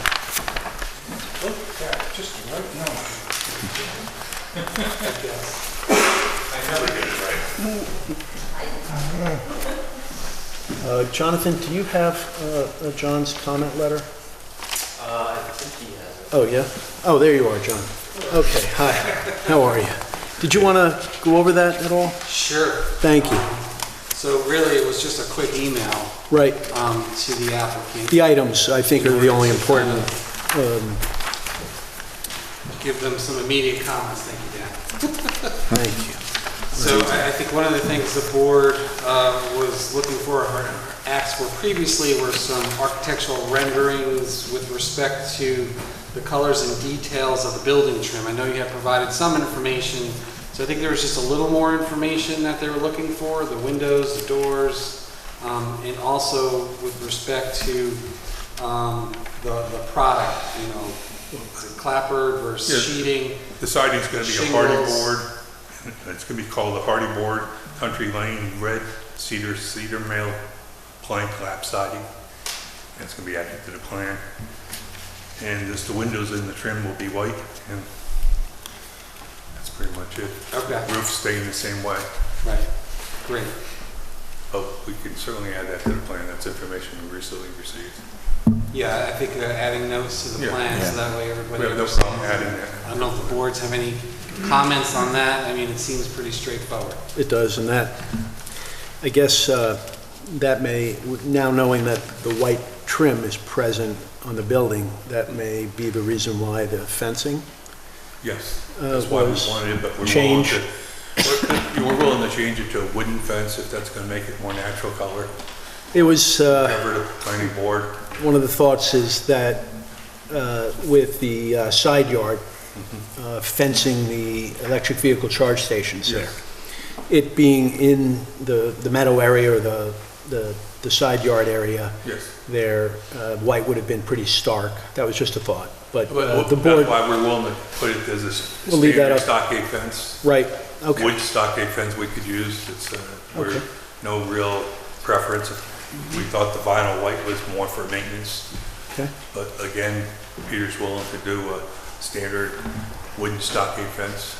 You didn't have a chance to provide any of the images or elevations for the building, other than what we've already received? No, we haven't. No? Okay. When we're really asking, and we asked, I believe, in a letter that was sent to the planning board that I'm actually sorry. it didn't make it into... I apologize. I'm sorry. I can't hear you. Yeah. Oh, and but for the record, Janice Gomez Anderson from Rodenhouse and Shaw and Polidoro. Is that better? Yeah, you're good. Okay, sorry. Thank you, Janice. We asked at the last meeting, it didn't make it into the letter that we sent in with our comments from the attorney's office, that the architectural renderings and drawings be waived in this case. I mean, the house is existing, it's a farm. All of the state guidance from Ag and Markets is that the farmer should not have to go out and hire all sorts of consultants to get an approval for a farm use. This is a permitted use. Peter has spent a substantial amount of money on attorneys, on engineers. If he has to go get architectural renderings, that's got to be another thing. We're just asking that the notes can be put on the plan and that be sufficient. I mean, I don't think we're not talking about a new building. We're not talking about, you know, a subdivision. We're talking about a farm stand. And you're talking about really Market. addition on the back of the building. Ag and market. Correct, and if we were building... Janice, just if I may, all right, so this has been what we've been doing since November, okay?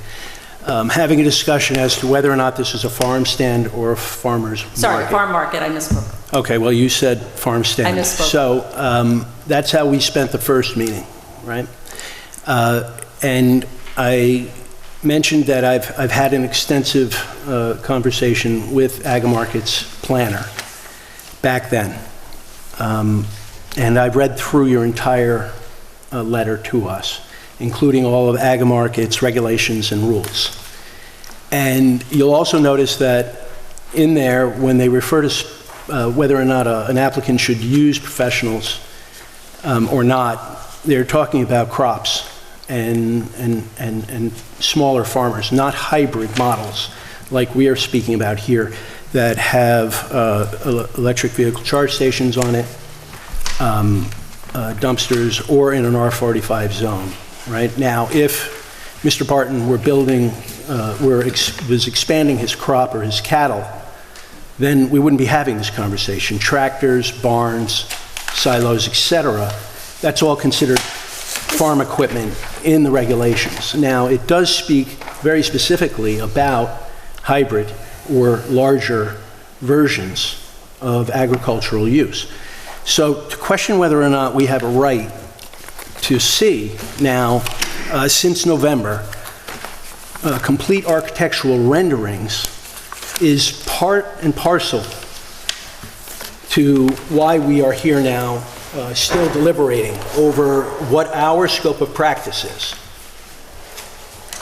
Now, a lot of time and effort went into preparing comment letters in advance. And now you're standing here and saying that it's not within our right to know what the building is to look like. I don't think I ever used the words "it's not within your right." What we are asking this board to do is waive that. So it is within your right. It is within your right to, as part of, evidently the town of Beekman does not actually have an architectural review board, you know, and it's deferred to this board, and this board has a right in site plans. But this board is also has the authority to waive certain requirements, and one of the statements that it talks about in the Ag and Markets Guidance, which copies of which I've provided to you and you've read, it talks about not burdening farmers with more and more requirements. And so we're asking that this board waive the requirement for an architectural rendering. We put notes on that Joe just said regarding what the colors will be, etc. But we're asking that the requirement for a full architectural rendering be waived in this case. That was mentioned at the last Can I just make a suggestion really quick? I'm sorry, Pete. Do you mind? Go ahead. This board's already seen a rendering of the side of the building. Right. I think it would be appropriate if you just put a couple call-outs on there. This is the shingle, this is the trim, and that's it. And we can move on. We just move on. I mean, it'll literally take you 15 minutes, not more. And the, you know, just the concept of going back and forth on it is costing him more money than just having you do it. My thought of reporting that to you, that we have the information, would be placing it on the plan, was to tell you who's going to do that. On the plan, I presented to you, not a full-scale architectural plan, which has an engineer on it. With an example. Right.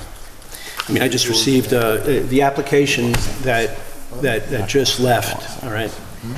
Discussion phase, full architectural renderings of the building. You know, and that's just discussion phase, requesting nothing. And we have a complete understanding of what the building is going to look like in the town center area.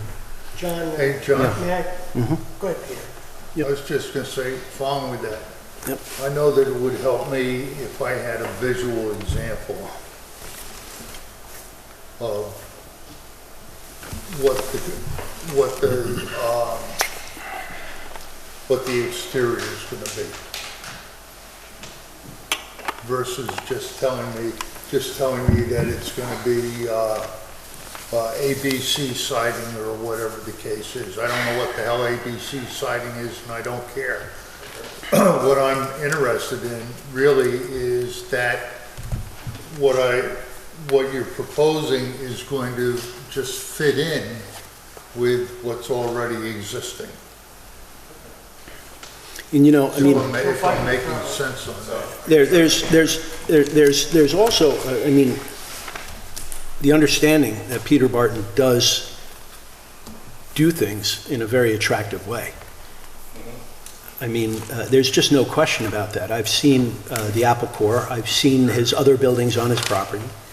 The frustrating point here is that why are we still pulling teeth for this information? What we're saying is that we're asking not to have to hire an architect to do an elevation and an architect. I don't think anybody's... That's what I'm talking Right. about. I don't think And anybody's so Dan's asking. suggestion works. No, but I think we're literally that's 5 or 6 months into this process, and now you're asking for a waiver when truthfully it should have been done in the beginning. And I don't understand why skirting the process is the priority rather than just following the process. You can't speak about cost given the amount of money that has been spent unnecessarily to me at the same time to avoid the process. I understand. We're here tonight. What can we do to move forward? Are we going to, is Dan's suggestion, which I agree with you, acceptable to the board? All right, let's The board wanted true architectural rendering. let's hear about the other items, and then I'll let the board weigh in on that. What else now, as far as the comments are So concerned? That's only the first one. second point was the signage, which I think in your response, the applicant will come back later to get a specific approval for the design of the signs themselves. Correct. So that they do indicate signs on the property, the locations. Right. As part of the site plan approval, you need to see the locations. Right there. Right, but, you know, the board, as the architectural review board, the planning board has not seen the design, and I think the process is you file an application to the building inspector, who then refers it over to the planning board, who acts as the ARB. Right. Right, so, and I see you're gonna put a note on the plan, so that, I think that answers that question on signage. Yes. But again, what are we being asked to do tonight? So are we going to take action without seeing the images and trust Well, that? I think a rendering was previously submitted, and so. Was it? All right. Yes. So Just a side shot. of what, the building or the sign? Because I haven't seen anything in the way of a sign. The building. Yeah, but we're talking about the sign now, right? Sign, we haven't seen anything Yeah. about the sign. They know they have to come back separately. Right, because the building we'll come back to, all right? On the sign, we can present anything we're asking. We know of the plan, we acknowledge it has to come back to the plan. Right, they will come back later when they're ready to put up the sign. Okay, and you're asking for the planning board and ARB to move forward without seeing it. Right, but they're not gonna put up any signs until it gets the ARB approval. Okay, and can we move into, and what's the next item now?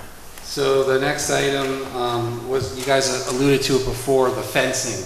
Yeah. So is it gonna be white or earth tone? Originally it was earth tone and then it flipped to white. Honestly, You don't care.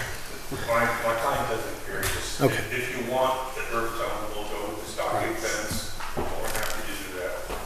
We picked the vinyl fence at one point to match the building and for maintenance purposes, but that's really. So I think he's looking for some direction from the Right. board as far as the color, the type of fence, so that way he can put it in. I understand, yep. Well, my understanding is we want either, correct me if I'm wrong, Joe, we want either the white vinyl or wood, or stockade wood, like one of those So two. those are the options. And the issue, the reason that was brought up was because it changed from one plan to another without discussion here. It changed because we've heard some comments, as you know. Right. A lot of comments being done back then. Yeah, And I wrote down in one of the meetings to change it. To white? Okay, from tan to white? All right, There's a lot of it's, feedback coming my way. you're flexible. And if I misinterpreted what I heard, I wrote down to change it. So yes, it did change. Right. I thought I changed it per what I heard. Okay, and you're flexible with that, so the board can decide about that as well. Isn't white gonna be glaring? That's the concern I have, especially for the fence in the side yard. You know, to me, you know, our comprehensive plan is looking for earth tones. It's going into an area where there's going to be trees and a meadow, I think. I'm not sure what the plan is there, but it would stick out like a sore thumb, the Chair? white in that area. Yep. Are we going to comment as they go point by point? Because I would like to make comments. Let's start If commenting. not, because Yeah, I thought you please. wanted him to go through all his points first. I think these three are enough for us to start deliberating and talking about right now, so please, Rob, go ahead. Okay. So regarding the building elevation, if I'm being honest, and I try to be honest, I looked, they had submitted a building elevation last time around. And I remember, I think I might have even said it to you, Joe, right? I liked it. I had a look at it. It looked fine to me. Most of the site is an existing building remaining the same. Right. And the extension is matching that. Right. It was very clearly showing that, and that's something we would review in an architectural review setting. So I do appreciate your frustrations Right. with this process because of how it's gone, and you know, everyone should go through the process. The problem with this application is it's a bit of a hybrid. Right. If this was just like strictly a more conventional farm operation, it would be, they probably wouldn't even be here before us. The fact that it's like sort of a commercial, sort of a farm. I'm not going to, please don't correct me on my terminology, I'm just being general. You have to sort of give it that kind of weight of, you know, it is a farm operation too. So you don't want to punish the farm operator. I'm sympathetic to that. Sure. So that's just my comment with that. As far as the stockade fence, I prefer the natural. I appreciate Peter's going to or suggesting a more earth-type tone with wood instead of.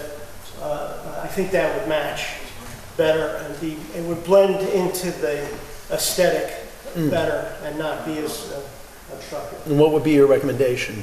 Would it be, I mean, maintaining wood in the woods, to me is I mean, Well, that he's would be probably going to go difficult. with a pressure treated. Oh, yeah? Is that versus National Fencing's tan?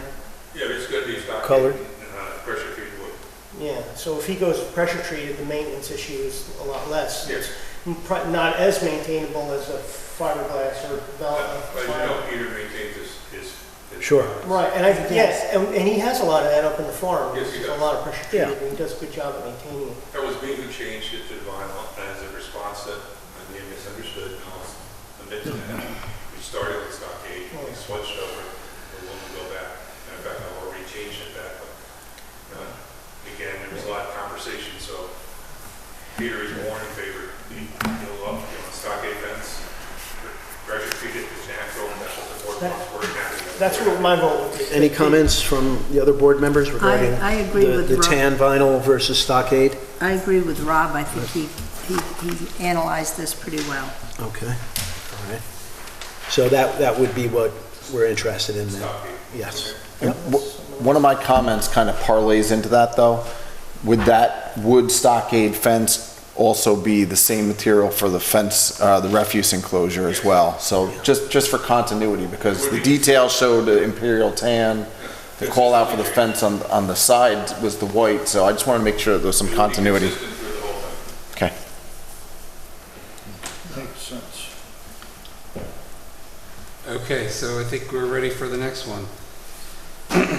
So the next question or comment we had was with respect to the stormwater and drainage. I know initially you had done some stormwater work and showed some basins, and then you removed some parking. And I'm assuming once you remove that parking, you are underneath the 1 acre threshold? Yes. But, and maybe I'll have Dan kind of speak to this, because Dan did reach out to the DEC. We think that you're still going to have to do a SWIP because of, you've got to consider the entire farm according to the DEC, right? Yeah, there was a conversation, and it was twofold. First, there was the conversation about removing the driveways in the old road bed, and the DEC opined that that was soil disturbance. So then I said, well, the applicant may just say, well, we're not going to do that then as part of this and still remain below the acre. And, you know, I'd given her the history of all the entire site, and that includes the Treetop Adventures and everything. And she said, well, this Treetop Adventure still has an open permit. And she said that this is considered part of a larger common plan of development. So basically what she's saying is regardless of the disturbance you have, you'd be subject to a SWIP. So I think I'd be happy to work offline with you on that and make sure that the DEC understands exactly what's going on so that we can, you know, if it helps streamline this a little bit. And sure. If you're willing, I'd be happy to. I don't think it's going to change the application much. I've done a lot of farm road restoration. The DEC does allow for you to do a limited amount, as we're proposing here, not considered disturbance. They now has that misunderstood on that. The issue of common plan of development, we'll discuss. So either way, as Dan and I spoke earlier, a SWIP is not the end-all and end-all. It's the erosion control, maybe a few small rain gardens, which we treated, and we're more than happy to. I think that's something that will not change the overall look of the site. But right, in terms of the impact of the site plan, I mean, likely they would probably just use some surface swales, you wouldn't even notice it, and probably over to a bioretention area, which actually is planted, shrubs, grasses, those types of things. They're quite attractive, actually, so. Yeah, they've gotten a bad rep. I'll read you a lot of them, Dan does a lot of them. What are we doing with the road? When you have a farmer building one that's going to be nice plants. Turn it into grass. It's all rain gardens. People are used to seeing ones done inappropriately where they look bad, not maintained. Right. But the ones I've seen done, my clients have done, they look really nice. The plants that go in there, it just looks like a garden. Right. It's just a reverse garden. Why are we ripping up the old? No, you know, it just, again, it was on the plan and then it disappeared. Because of the change of the plan. Because you're gonna Sorry, what was that? disturb the root system of some of the trees. Wasn't it when you moved the parking?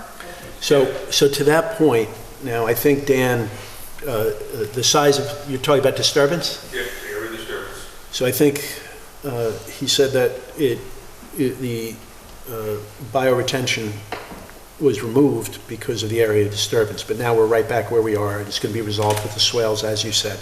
And but that brings us to the point about the road, correct? The old road. Well, so Peter was just mentioning, you know, he's worried about, to whatever extent, ripping up that road, just in case there's root systems for some of those larger trees there.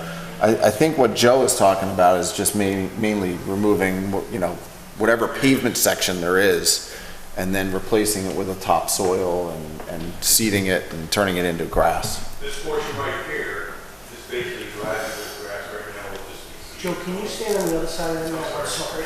I'm sorry. The part that, this side here, which goes, the major portion, it's mainly lawn now. Right. This portion here is the full drive going to that house. That's the part that we need from here to here. Some minor pulling back of the stuff that's been packed 2 inches in topsoil and seed. Right. The real excavation that's going to occur is in here by the county so that you don't pull off anymore. Right. And it's going to require full depth removal. Right. Yeah. So that area was already added into the area disturbance. This area here and this area here I did not include because my interpretation of readings are working with DEC on many jobs like this. It's not considered, it's considered unregulated disturbance, meaning not calculating towards your area. Right. However, as Dan said, it may be a moot issue if it determines common plan. Which I think they have determined that. Pete, just for 1 second, I think they have ruled it as a common. Well, you can't do that without our input, so they've Without your input? made an initial conversation. Okay, so Determination has to be done longer. on the opposite side of that old driveway, I'll leave that between you and Dan and John first. Yeah. So you referred to confusion coming off of Beekman Poquick Road, right? Now, what is your plan for the rest of that old road going to the throat of the entrance? This here is pretty much there, we're just going to overseed it. Topsoil and overseeding? A little bit topsoil, but it's pretty much right now, until, just even before when we started there's no grass in there. Because I could see there could be confusion on the other end as well. I mean, When people coming in. Survey is like really fine this path. You know, Okay. This was defined. What are you doing with the old driveway at the entrance to, at Beekman, Beekman Poquick Road?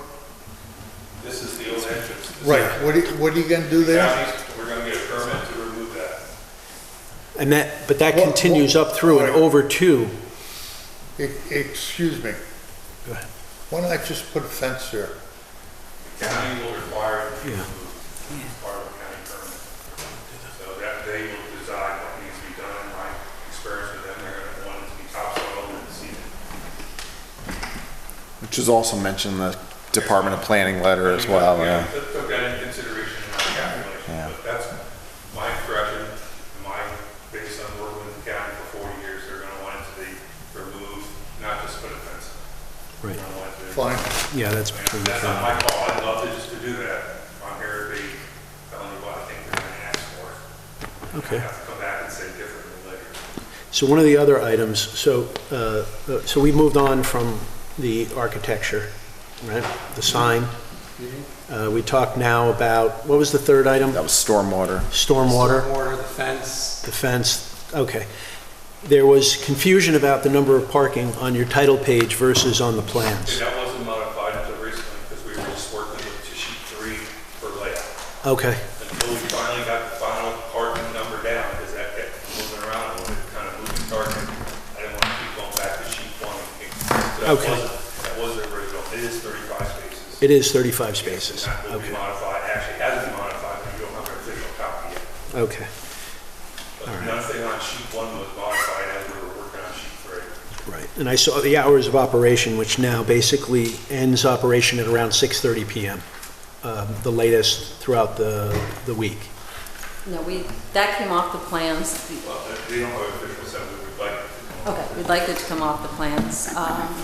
Where is it, what number is that, Joe, do you remember? 9? So what you're saying is you're looking to have those come off the plans? Right. We're Because those asking that the aren't, plans be marked, that the project will operate in accordance with the town code, like the other application that was on before, Kitchen Grill, that we would abide with the capital noise, is that the noise? Yeah, that was the noise ordinance that had different hours on it, but the town code doesn't necessarily have dictated hours in its code. That's why we typically ask for it. And so we're asking, we just think that the 7 to 6 is too limited. If you have people commuting from the city. People, could you say that again? I'm sorry. No, what were the hours of operation you're proposing? I said, well, we don't have a specific proposal. We don't want to be limited by a You don't want to be specific limited. proposal. You did read the county planner's comments, right? We did, and the Okay. county's planners left it to you. And as you've all said, you all know Peter, you all know how Peter runs an operation. The alcohol that is going to be served is cider. This is not, it's not going to be a bar. It's not going to be a restaurant. It's basically, but for people commuting from elsewhere, a lot of people here commute from other places that, I would have loved to have been able to stop by and get a hot cider on my way here tonight at 7 o'clock, because So, as I rode down 55, everything's closed. Forgive me, I'm sorry, because we do have other items on the agenda. John? And bear with me 1 second, Pete. Who put those hours of operation on the plans? Peter himself, I'm on the plan based on comments. on comments. Right. And We talked about it at length Yes. at the last meeting, and there was no objection, at least at the last meeting, about having the hours of operation between 7 a.m. and 7 p.m. or something to that effect. So, but now you're saying he doesn't want to be limited by those, he wants to stay open later than 7 o'clock. I think that the plan, I guess he doesn't want to be limited by it in the sense that, right now, Apple Core is what, 7 to 6, 8 to 6? So, and that's the intention right now. The intention is to kind of keep it in that, but we don't want to be That's in completely, line with, but we don't want to be retail. completely constrained by that Right. either. I mean, Right. the hours of operation that we talked about last month is in line with a typical retail operation. I mean, let's face it, this is a retail commercial use. It just happens to be selling farm products, and that's how you have the ag and markets protections. And I think some of the concerns we discussed last month was if you're operating at 8 or 9 o'clock, is that really a farm market? If you're open until 8 o'clock or 9 o'clock at night?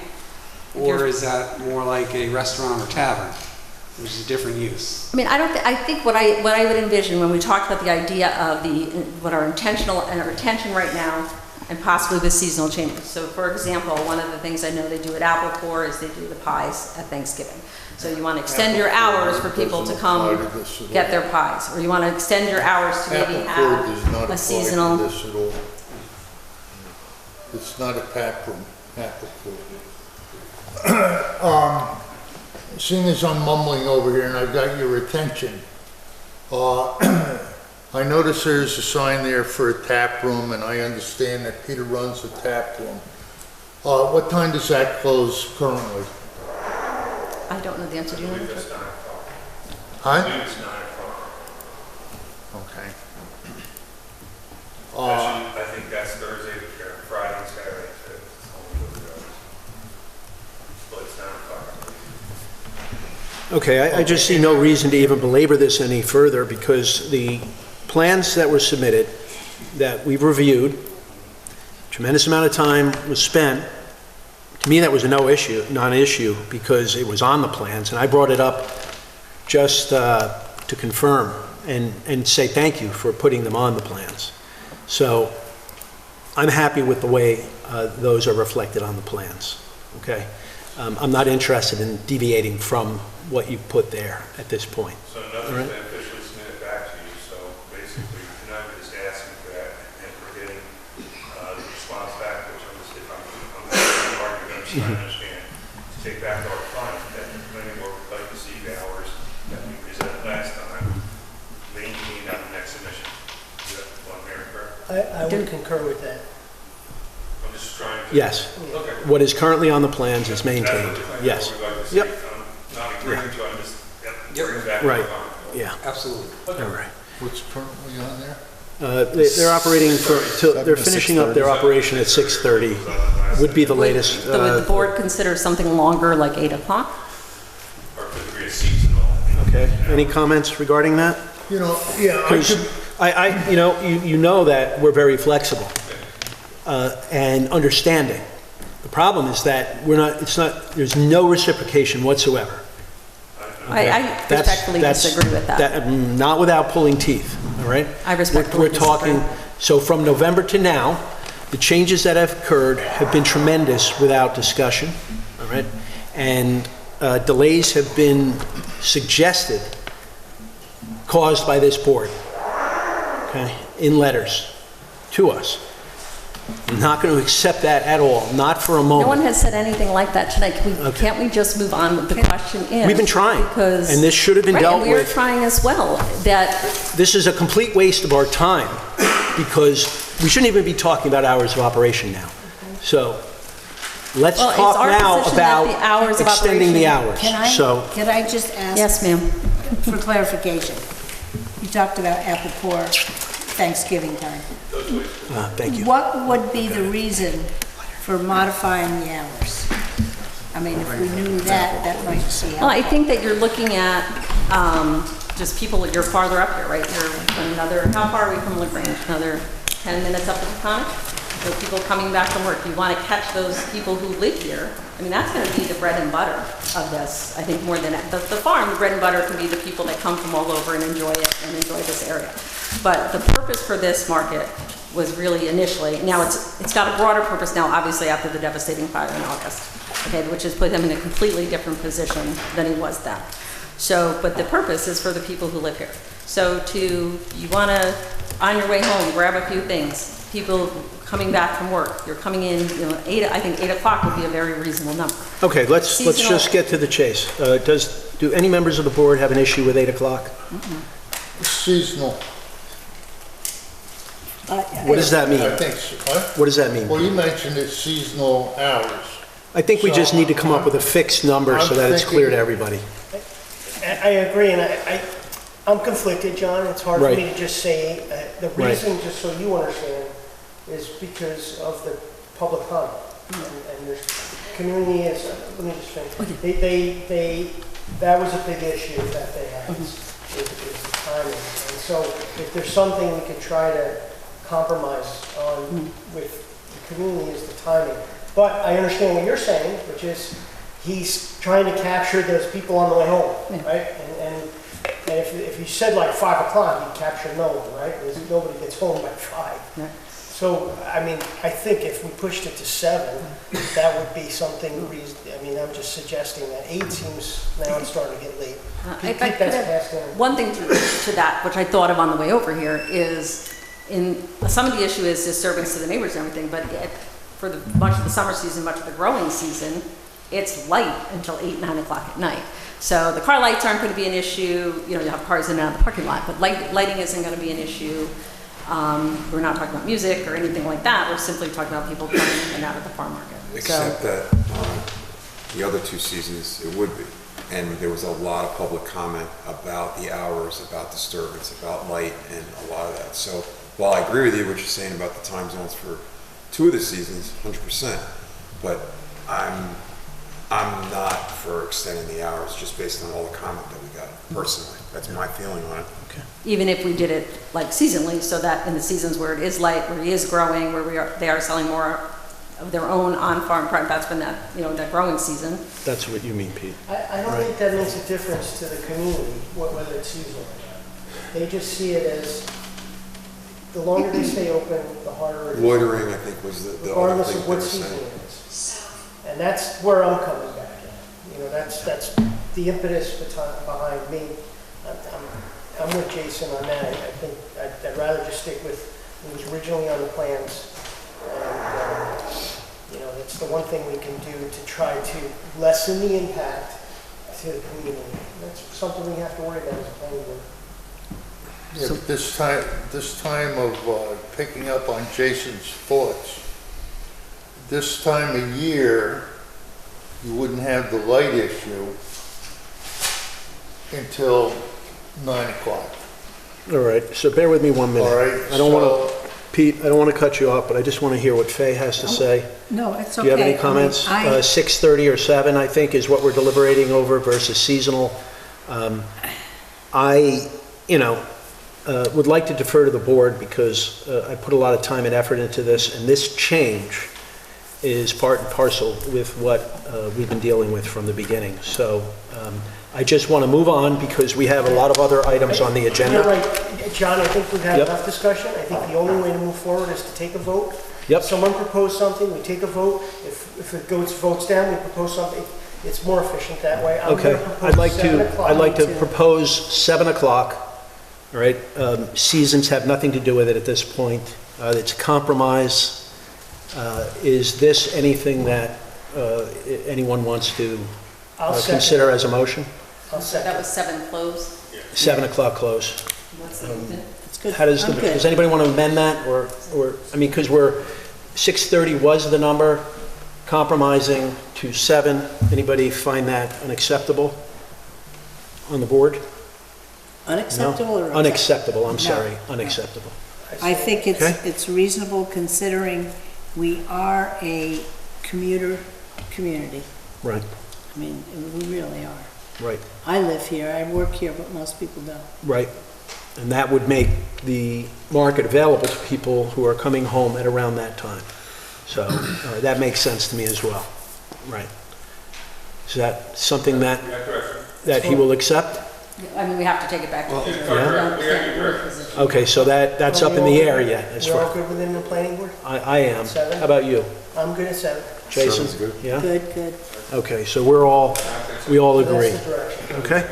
All right. Okay, so my last comment was really just a follow-up to the Dutchess County Planning Department's comments, which would be a condition of any approval as far as requiring any outside agency approvals for the highway permit, whatever health department requirements. Update on that, we have health department. Yeah. County highways permit issued, they won't issue that permit in such time until site plan we want to work because it's a removal of the drive. Okay. So those are two, in my opinion, non-issues, since one's approved and one's just a permit issue. Right. Okay. I have one other item that John is unaware of. Dan and I talked about it. We couldn't figure it out. Because of the way the legend and the trees have been reflected, Dan's comment letter doesn't reflect the number of trees that are on the plans. I like the plans and the way the trees have been reflected, and I want to make sure that you do not read his comment letter and then change the plans and remove the trees that you have here. So I'm going to tell you what I determined, that there are 6 sugar maples, 6 Norway spruces, and 6 red cedars, for a total of 18 new trees. Yes, that's right. That's right, okay. And Okay, I only saw the 2 sugar maples on there, I think, so maybe I'm missing where they are. Dan, you're just... Which is fine, I Me don't, working with you, I'm exceeding Yeah. your capacity to read plans. I'm sorry, it's just a little... I was looking for the ones with the P on them, correct? You know what I did? I went down to his legend, yeah, the P were the proposed, and then if you look at his legend, you'll see, yeah, the other ones don't have Ps in them, the Norway spruces or the red cedars. But they're similar, the symbol is being. Yeah, he changed the symbol a little bit at the bottom there, but all of the existing trees reflect the diameter or the girth of the trees. Right, that's why I still only see 2 sugar maples, but I guess I'm just missing them. And then all of the bollards Which are is- actually the lights, and that's great, because that's good. Are they down on the bottom by Beekman Poquay Road? No, nothing's on the road. Those There's 4 there? There's 4 there, are yeah. existing. Those are existing. These 4 are existing? Right. Not according to your plans. Those are plantings. I stand corrected. Okay. Yeah. Those 4 are proposed Okay, those are the ones I red missed. cedars, I didn't see those. 4 red cedars. Those are sugar maple, aren't they? That's subject to highway, obviously, so. But we tried to do some filling in there. Right. So they're going to be planted according to the plan, correct? Proposed, these, Right, proposed. and because they take them out. That's very. Well, they could be repositioned. I'm more concerned about the number, okay? Not interested in them being just removed because the county doesn't want them where they are. They can be moved further up to mitigate the view shed from the highway. Because he also removed trees before the plan was approved from that same area, where the bioretention pond was originally specified, that is now no longer on the plans as well. So, you know, it's a juggling act here for us, and you're now saying that these are proposed by who? By you to Peter, or by you to us, is what it is. Because I'd like to know whether they're going to be there or not. Well, plans are dynamic as things change, and the planning board requires both things, things change. We're not requiring... Now we have no plan to take them. We're not requiring anything other than what is on the plans as presented to us, and now you're saying that it's going to change. I didn't say that. Oh, all right. I said plans are Well, dynamic. the hours, the plantings, The hours came off. all right, we have other items on the agenda, I'm sorry. Okay, so what else, Dan? Can you review your comment letter? I don't think it's really worthwhile to get into it too much at this point. I think just gotta kind of just release you on satisfying them as best as you can, fast. Basically, on every issue, I think we could make the changes. I think I agreed to each and every item that you had up and explain the ones that are different.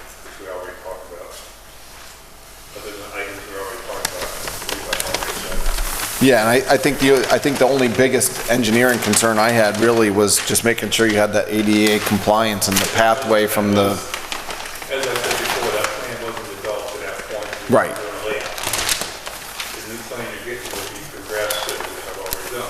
Great. I had to alter the ramp, and the ramp changed, this would progress the plan. The original plan I did, at every standard, then we made 5 changes, it didn't look like much here, but the hours here, you can see the hours put into a grading plan are huge.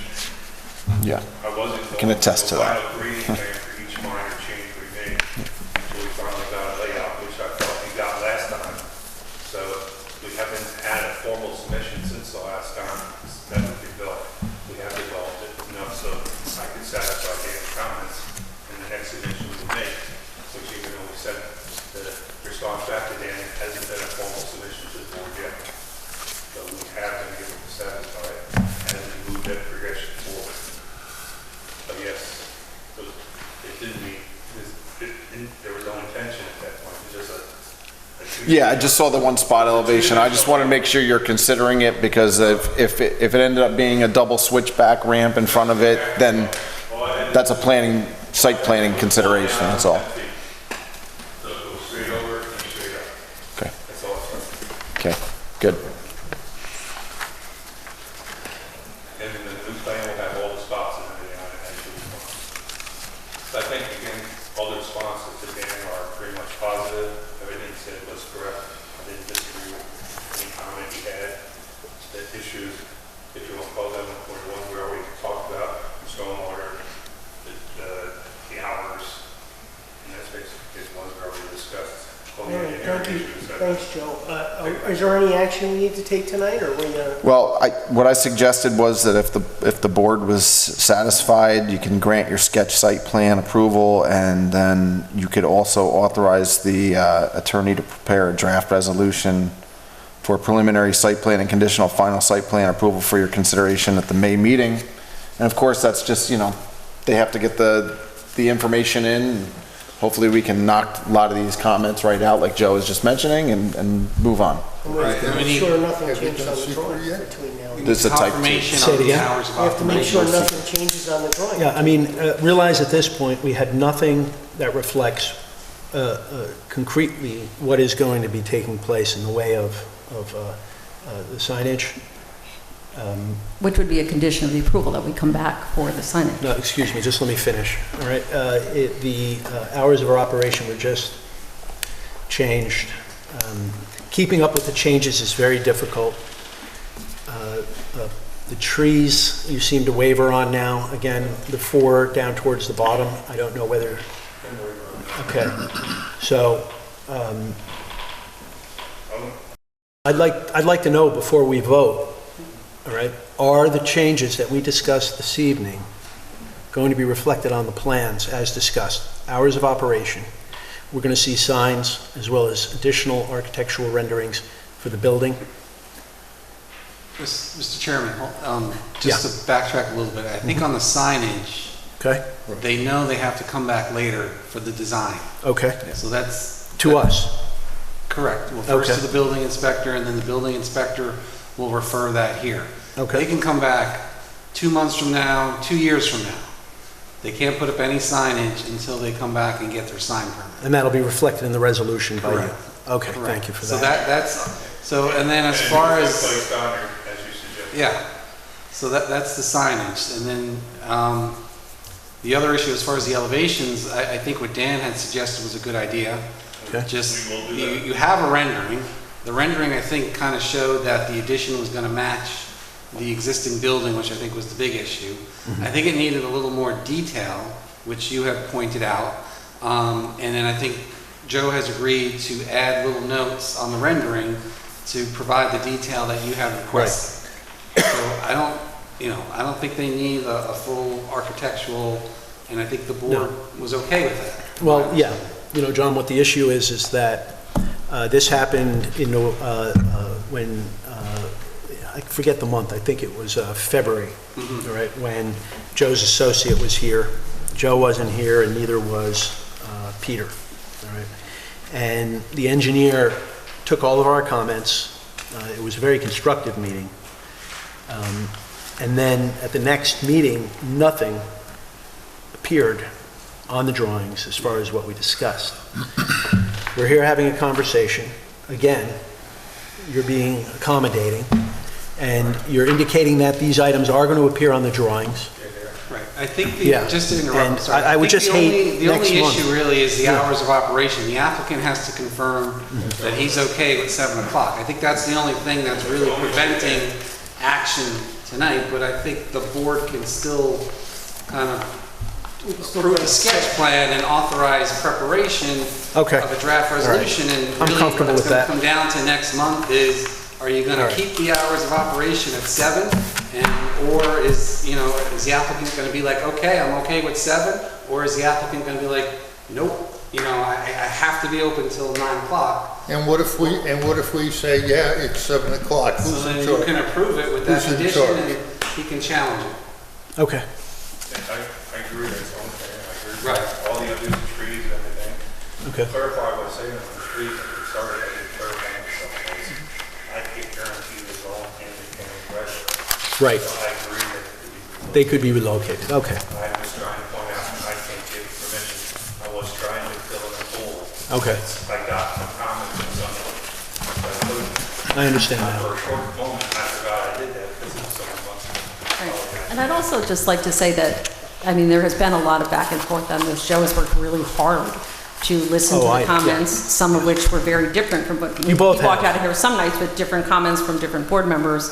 We moved the parking multiple times, so I think that if some things have come in slightly different, it's not, or like, no, I don't think you need to apologize, Joe. I think he's doing his best. He's trying Yes. to reflect what his client wants, what my client wants, and what you all want, and bring it together. And I think we're at a point now where I think the direction is really, really clear, which it hasn't always been. So that's where I think we're at the point we wanted to get to.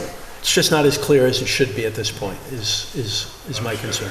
So I think That's the issue. there's two actions. That notwithstanding, I'm prepared to move forward on Let's- granting let's- sketch. Right, Let's- there you let's go. do So the that. first action would be approve the sketch plan, have a sketch plan approval. Okay. So if somebody wants, So the I'll board make a is ready. motion to grant sketch approval. I'll second. Okay, roll call vote. Mr. Lepane? Aye. Figurito, aye. Jason, aye. John Fristacci, aye. Aye. Peter Abentantuono. So the motion to approve sketch, pardon? Pete Polchek. Pete Polchak. I was gonna say, did we have a kid? He's not your husband? Which one? Oh, God. I'm I confused. don't know, I'll just take both of Your them. husband Take 'em both? aged. All right. Your husband aged during this meeting. So Mr. Chairman, the next potential action would be to authorize my office to prepare a draft resolution of approval for next month's meeting. Thank you. For board's consideration. Yes. All right, Ms. Garrido is approving the authorization of John First's office to approve a draft resolution. Is there a second? I may ask a question? I'm sorry, are we taking a condition? What is the approval? The resolution is going to be preliminary and conditional final? Yes. That's, okay, I just want to make sure I understood. Thank you. Yep. Is there a Good second? clarification. Yeah. I'll second. Second? Okay. All right. Roll call vote. Aye. Okay, Peter Poltrak, aye. John Fristacci, aye. Jason Abentantuono. Abentantuono. Figurito, aye. But you didn't. Oh, I'm sorry, aye. Aye, okay. Aye. Rob Lopane, aye. Very good, thank you. Thank you Good very night, much. people. Thank you. Dan and John, thank you for the back and forth this week. Yes. thank you. Guys, I just want to interrupt for 1 second. So I spoke to, I just got a text, the gentleman, Pete, that went to the hospital. They're running some tests on him, but he just wanted to say thank you to everybody for your concerns. But he Glad to looks to hear be that. okay. That's Thank good. you. He got to go away from this meeting. So Thank you, he's Joe. better Yep. off than we are at this point. Okay. Yes.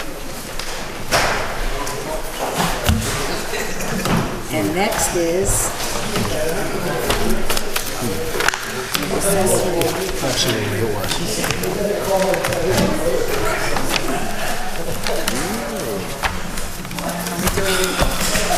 Going Mountain now? Yes, we are. Okay. All right, if I can please have the next item on the agenda, which is 60 Mountain View.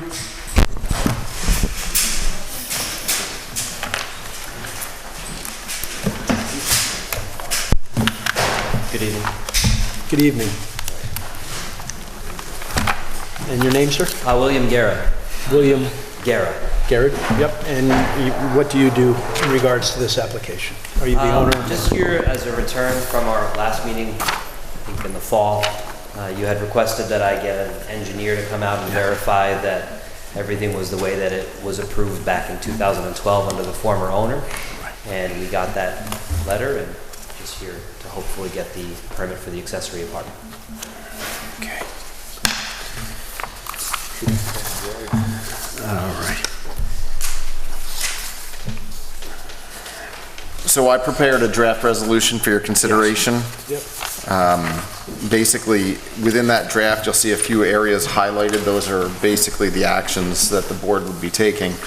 This is previously approved. The way our code reads is that when there's a new owner with regard to an accessory apartment use, the new owner has to come in and get the new approval. He's using the exact same documents. We have the proof that the septic was sized appropriately. All the changes were made by the previous, approved by the previous engineer. So it's kind of really just a ministerial type of action at this point. So in essence, we would deem it action type 2 in seeker. Right. We would waive the public hearing in accordance with 155-59C4. You'd do your sketch plan. You would do the aquifer overlay district standards. That's something that's already been operating in the same capacity for several years. Grant preliminary site plan, and then grant final site plan approval with a few minor conditions. The conditions would be that the owner shall provide a formal letter allowing periodic inspections by the Town of Beekman Building Department as part of the special use permit upon reasonable notice to the parcel owner. Condition number 2, any and all outstanding application and/or escrow fees related to the planning board review process shall be remitted as determined by the town comptroller's office. The third would be that the applicant would sign a copy of the resolution and file it with the planning board for the purpose of indicating familiarity with the provisions of the resolution and acknowledging receipt of a copy thereof. And then before a certificate of occupancy, so those first conditions, I'm sorry, I should mention, those first are prior to the building inspector granting a building permit. So regardless of the fact that there's no actual construction, the building inspector has to give a building permit for the fact that this is an accessory apartment use. Before she'll issue the certificate of occupancy, we have 2 conditions as well. And that the first one is that she's going to go in the apartment and make sure it meets with all the plans and everything else that we have on file. And then if there's any code violations, that they remediate them before. So that's the resolution in a nutshell that I have before you. I've read it through and I have no issues with the way it's written. Any comments from the board regarding this? No? Okay. Then a motion, do we need to do, it's already, the type 2 already occurred at the last, or does that not need to occur now? No, it did not, but this resolution covers it all. Covers it all? Okay. Yeah. All right, very good.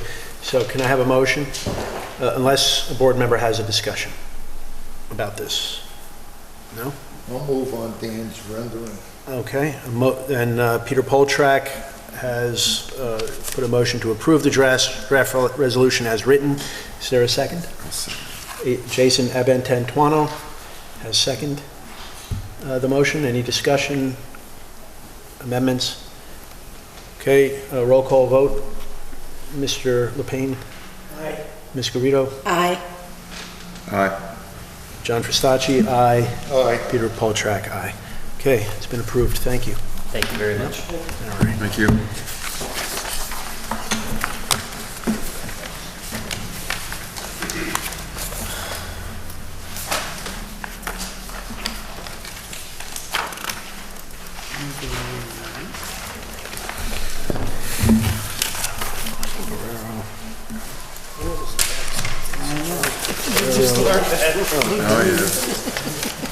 Get your hopes up.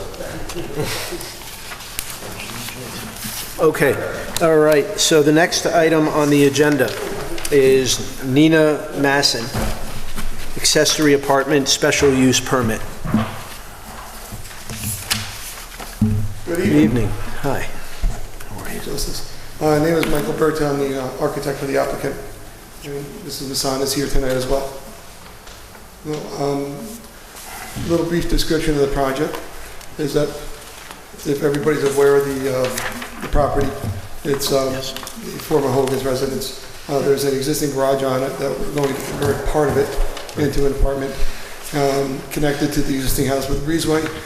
There's some renovations going on in the existing main house to eliminate one of the bedrooms, so that we're going to be maintaining the 3 bedrooms. Exterior changes really will be, I have elevations I can show you. We'll be just taking the garage doors off and adding a few windows, redoing the siding. This is going along the breezeway, adding windows. You're going to have, is it going to be enclosed? No, the breezeway's open. The breezeway's open. It's more of a covered colonnade. Okay. The colors right now are white and blue, and I know Dan had put in his comment letters about some earth tones. We're open for some suggestions from the board on what they'd like to see colors of the breezeway. Our thought was is we're just going to keep them in contact, pretty much painted all white. I love that piece of property. It is nice. And the stream behind it and everything is really nice. This is, on your way towards 55 on the left, where the stream is. Yeah, Betty Hope. Oh, yeah, it's right, yeah. Yep.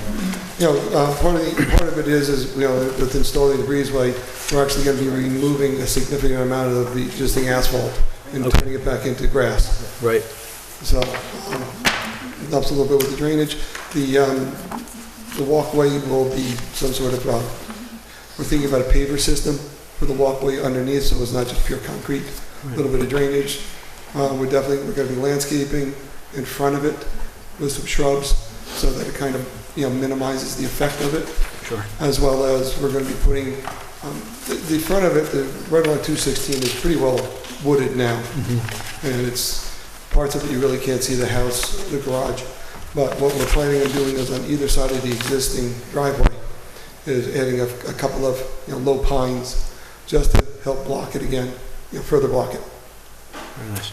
Yeah. And I understand that you really, Dan, forgive me if I'm getting this wrong, but this doesn't impact septic or anything, because the numbers do not change, is that right? Right. The concept is that they're providing with a new floor plan for the main house. Right. So making some larger rooms in there where there's 3 bedrooms now, and at the end there'll be 2. Because one of the big things was just making sure that there's nothing in the basement. Okay. We'll provide you, the next submission, we'll provide you with the basement plan. The other thing too, Dan, is I noticed on there, and I apologize, we have the inverts of the existing septic tank. Right now the lid is 438, and the invert is 437. Right. So, and the garage floor plan, by the time we raise it up, is going to be 442. So it's a 4-foot drop. So we should have no problem maintaining pitch. And we will be installing a septic tank for the garage. I can't remember the exact words, but I'm just curious because I've dealt with septic too much personally. But you go from these, from your tanks, you talked about tile? Or what were the leads made out of? Well, the pipes that go there can be a lot of different things, but I mean, most of the time it's plastic. Oh, is that, okay. I read something different in there, the pre-existing, but I was just curious. Well, that's the tile fields are. Tile fields, that's what it was, yeah. I was just curious what that was. That's an old term for septic fields. Oh, septic fields, oh, all right, yeah. That's an old term for a septic field, was a tile field. I've dug down and I saw clay actually piping Orangeburg, with a property that I own. That was the original material that they used for it. Sure, okay, thank you for that. Any comments, Dan, that you have? Putting in a new tank? I'm sorry? You're putting in a new tank? Yes. We're putting in a new tank in between the, just because I have to make a turn, there's no way to get a direct line from the garage to the house. I'm sorry, from the garage to the existing septic tank. So because of that, I'm going to a tank so I can make the turn. You know, there's certain amount of limitations that you can get on bends and septic tanks. Do you need Board of Health approval on that one? Might. On that location? We might, I haven't. I don't think there's an issue with the stream, but just the fact that you're putting in a new structure may require that. I don't know. The Your best bet is to approach them and find out. I plan on after this meeting. The tank's been positioned so that it's outside any of the flood areas. Yeah. And I did see your note about the bank, you know, with the flood line on top of the bank. That's how it's defined by code. The 50-foot offset for the watercourse buffer is defined at the top of the bank. Okay. Yeah. So not a problem. We'll update that. And It's just so you can quantify it, and you know that's the water resource permit is kind of a concurrent process with the planning board site plan public hearing as well. So you can do them both at the same time. yeah. The good thing is that the base flood elevation is at elevation 430, so the finished floor is at 12 feet above. You know, and then the basement floor is about 4 feet above the flood zone. Understood. The flood elevation, so that's a good thing. Good, yeah. Chair, I have some questions, unless you wanted Dan to continue. I think you should go first, yep, and then Dan can finish. Yeah. Okay, so, I have a couple questions. What did you say you were doing the driveway? Well, the existing driveway is pretty much staying the same, but the area of asphalt, it basically wraps around 3 sides of the existing garage. So the area from this area right here, this area is right in here, is going to be removed. Okay. And, so you're transforming the garage into an apartment completely? No, there's not going to be any, the way the garage was built, it's actually 2 structures, the garage. The actual main garage is the building that you see in front, and then there's a lean-to section that was added as I have to think it was like a wood storage area of some sort, because it's built on the 6x6s with the girder system with a low headroom. It's cathedral, so what we're doing to that is just basically the windows that are there now, just changing them to screens and making it into more of a screen room. So there's not going to be parking in the building anymore? No. Okay. No. So where's the parking in the driveway? Yeah, we have spaces here for the level of use for the apartment, and then we have spaces over here. The driveway goes in basically, and then there's a big loop. Okay. So there's plenty of room. Okay. We could probably, if we had to, we could probably fit, 10 cars on the existing asphalt without really impeding much movement. And one last question, and you're not obligated to answer this because it's not about this immediate work. I'm just wondering what's going on in the lawn area next to the house. And you don't have to answer this. Gardens. You still planning on the gardens? She's thinking about like an English garden. It's looking very interesting. So I'm excited to see what He's an happens. arborist. Wild flower beds and pollinator fields. Oh, very nice. Cool. And Bill Kane's not here tonight. No, he's not. I can't believe it. He would have. A lot of interest. Yeah, it is very interesting. But that's what it is, just going to be It's going back to nature. Very nice. Look forward to seeing that, yeah. So our action is to approve the... Well, what you could do is deem the action type 2. Yes. Okay. That would be 1. Let's start with that. Can I have a motion? I'll make a motion to deem this as action 2. Okay. Second. Second. All right. Roll call vote. Mr. Rob LePayne? Aye. Mrs. Aye. Filipino? Aye. John Fustacci, aye. And okay, unanimous. Thank you. So in the next You item. can set a public hearing date for next month, which, if I recall, was May 18th. Okay. I can check that quick. I'll make a motion to set the public hearing date Yep, May 18th. May 18th. for May 18th. Okay. Second. second Fegredo. And just for the record, that is a public hearing for site plan special use permit and also for water resource permit. And, I'm sorry, if I may, just, in the same package when we're sending out the letters, we have to send out the ag statement. Can we do it all as one? It's all one notice, yeah. Okay. Sorry. Fay, you seconded that, right? I did. Right, and Rob, you, okay. Roll call vote. Aye. Aye. Rob? Aye. Fay? Aye. Jason? And Peter? Aye. John Frustacci? Aye. Okay. So carried. And that would be about it. Right?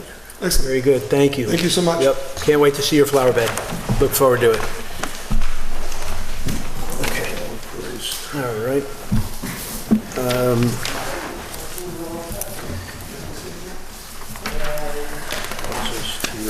Okay, so the next item on the agenda is for us to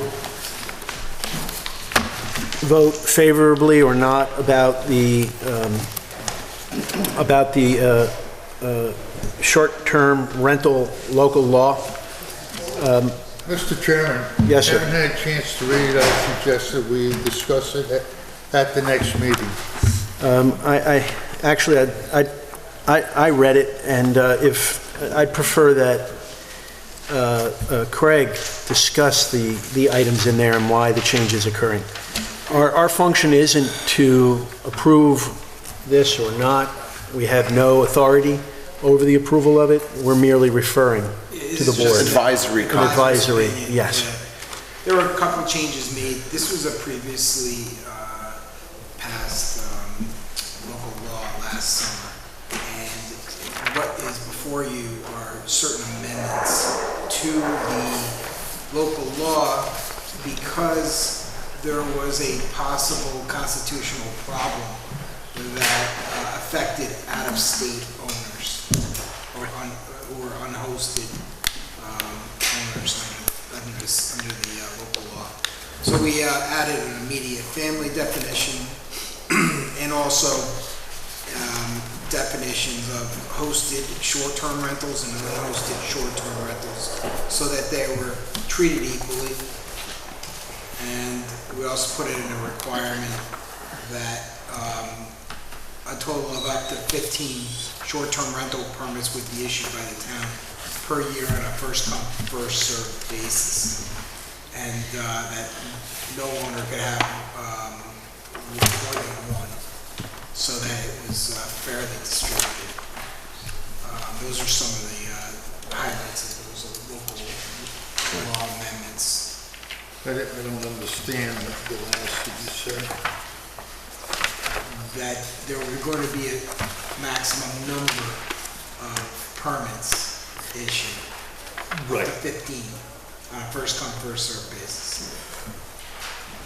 Okay, so that permit, thinking of, what is it, ARB or whatever?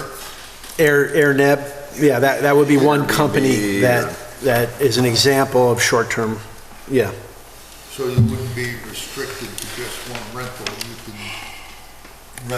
You can rent for. If they were permitted, Right. yeah. Only one unhosted short-term rental permit would be issued by the town per owner per year. Say that again? Only one unhosted short-term rental permit shall be issued by the town per owner per year. Another name for unhosted would be owner-occupied, right? That's Not actually owner-occupied. Not owner-occupied, right, right. So the owner would not, there would be only one permit for issued one calendar year where the owner wouldn't be present on the property during the rental.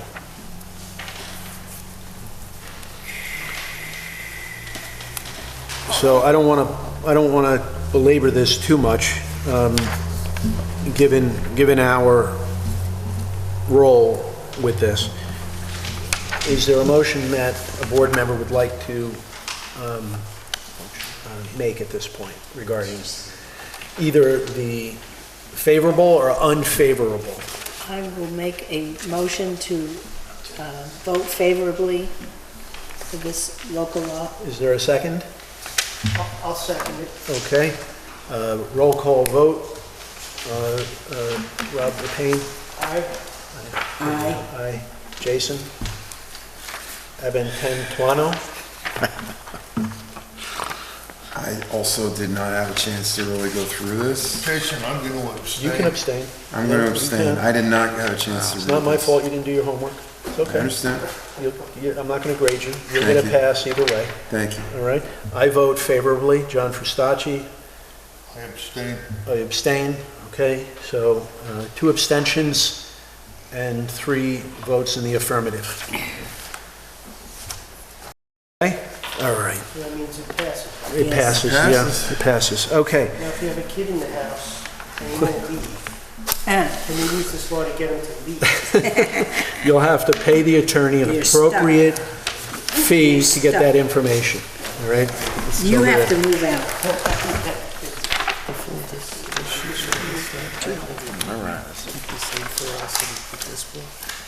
Okay, all right, okay, here we go. Okay, so the next item on the agenda.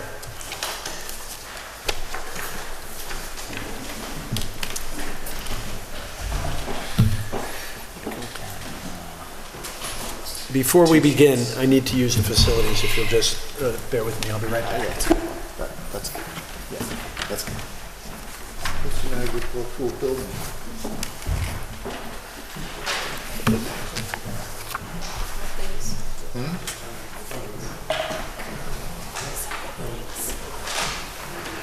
What, 500 by 200? Yeah, would be I guess. 10,000 square foot building? That's a pretty big building. Doesn't matter what it's used for. And that's considered agriculture. Yeah. Doesn't matter what it's used for. Yeah, indoor. It's gonna have solar panels on the roof. They must be using glow lights. Yes. Ryan, you get all the very different projects. Listen, man, keep it interesting. You keep it interesting. You do. Why bring the easy stuff? No lot line assignments tonight? No. No. What's your son? He says he doesn't want to text. It's too much to text. Because he's talking about going to Brooklyn tomorrow, he said it's unnecessary to go there. And he doesn't think he has to get up at 4 a.m. to go there and then go to Jersey City after that.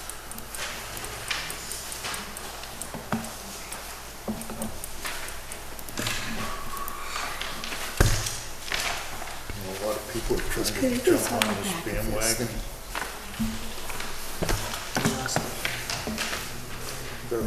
They better hope it doesn't collapse. I got it. There's one thing I can guarantee you. Drugs will always be happening.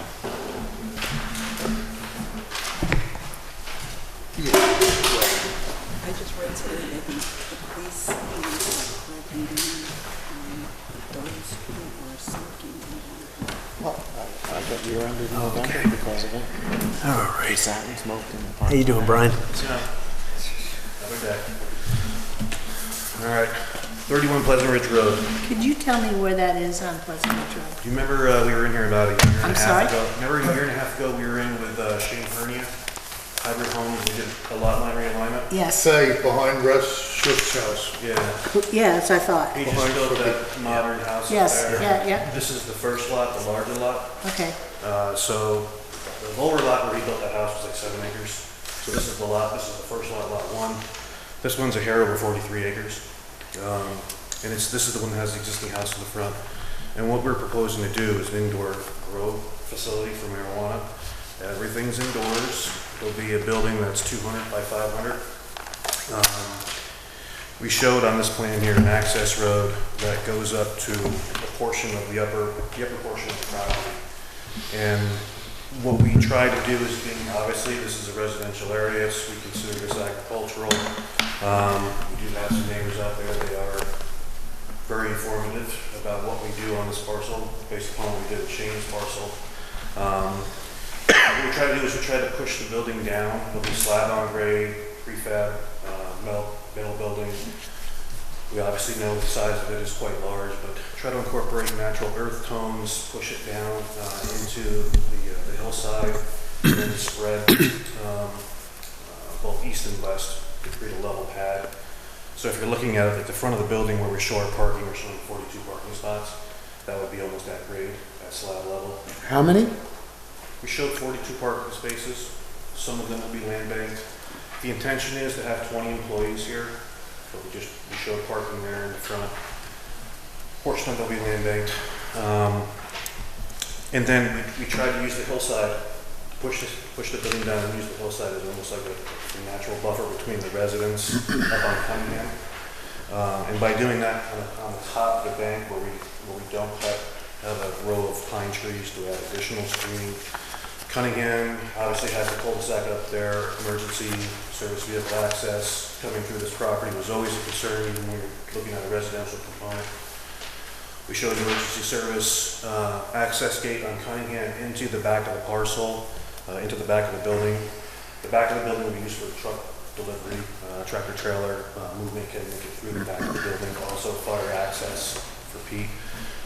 So the fire trucks could technically come down through the back of the building and out toward Pleasant Ridge Road. The building will be sprinklered. It'll have a generator on it. It'll have fire suppression. It will be an outdoor water storage tank. It will be a public water supply. Those are all the site plan components of it. No retail use. This is strictly grow, process, dry, and sell and ship. It's mainly a shipping operation. No retail component. Water usage, you can have 20 employees, figure about 300 gallons a day. The grow operation itself is basically a recycled water operation. So the plants are fed fertilized water, they're allowed to grow, and the water is actually recycled. There's an osmosis process that goes on. So there's really no, they try to reuse the water and not add any water into the ground. They try to reuse the water to grow the crops. So from a water standpoint, we're in an aquifer overlay. So there's certain provisions that we have to meet within the code for groundwater protection. But I think the draw that this project would have on the well is support the grow operation. Shooting high, we're probably less than 2,000 gallons a day, just because we have that water recycle aspect to the project. Obviously, when we talk about marijuana growing, we always, go to think about smell. This is all indoors. It'll have HEPA filters on it. We'll have charcoal filters on it. Obviously, as we work through the site plan process, we'll have to provide the town a level of comfort as it relates to the efficiencies of those filters and assurance with a residential component behind it that the filters actually work and there is no sweat and smell associated with this operation. There will be exhaust exiting the building, all right? Right. And it's going to vent to atmosphere. Right. So that's where we talk about the charcoal filters, the HEPA filters, and obviously this was brought up in one of Dan provided a pretty thorough basis for us to look at from a technical standpoint of what to provide the board. But we'll dive into those processes and provide documentation toward it. Again, tonight is just to introduce the project and get feedback. This is a pre-application meeting. So we wanted to basically get a feel for use as it relates to this site. We consider this agricultural. We have planned, if this project gets going and is online, eventually we work towards solar panels on top of the roof. That's more of a phased concept right now, is to get the building up and then eventually incorporate solar panels on the roof to try to offset some of the energy costs. There will be no outdoor grow operations. Everything is inside, nothing outside. Hey, Brian, to interrupt you. What you're putting up is an agricultural building. Correct. Okay, I don't know whether it applies. I don't think it matters what it's used for. In this particular case, I understand it's for growing a plant. But if that doesn't pay off, the building can be used to grow another agricultural product, correct? I assume so. So I don't see why I don't even see why marijuana is mentioned personally.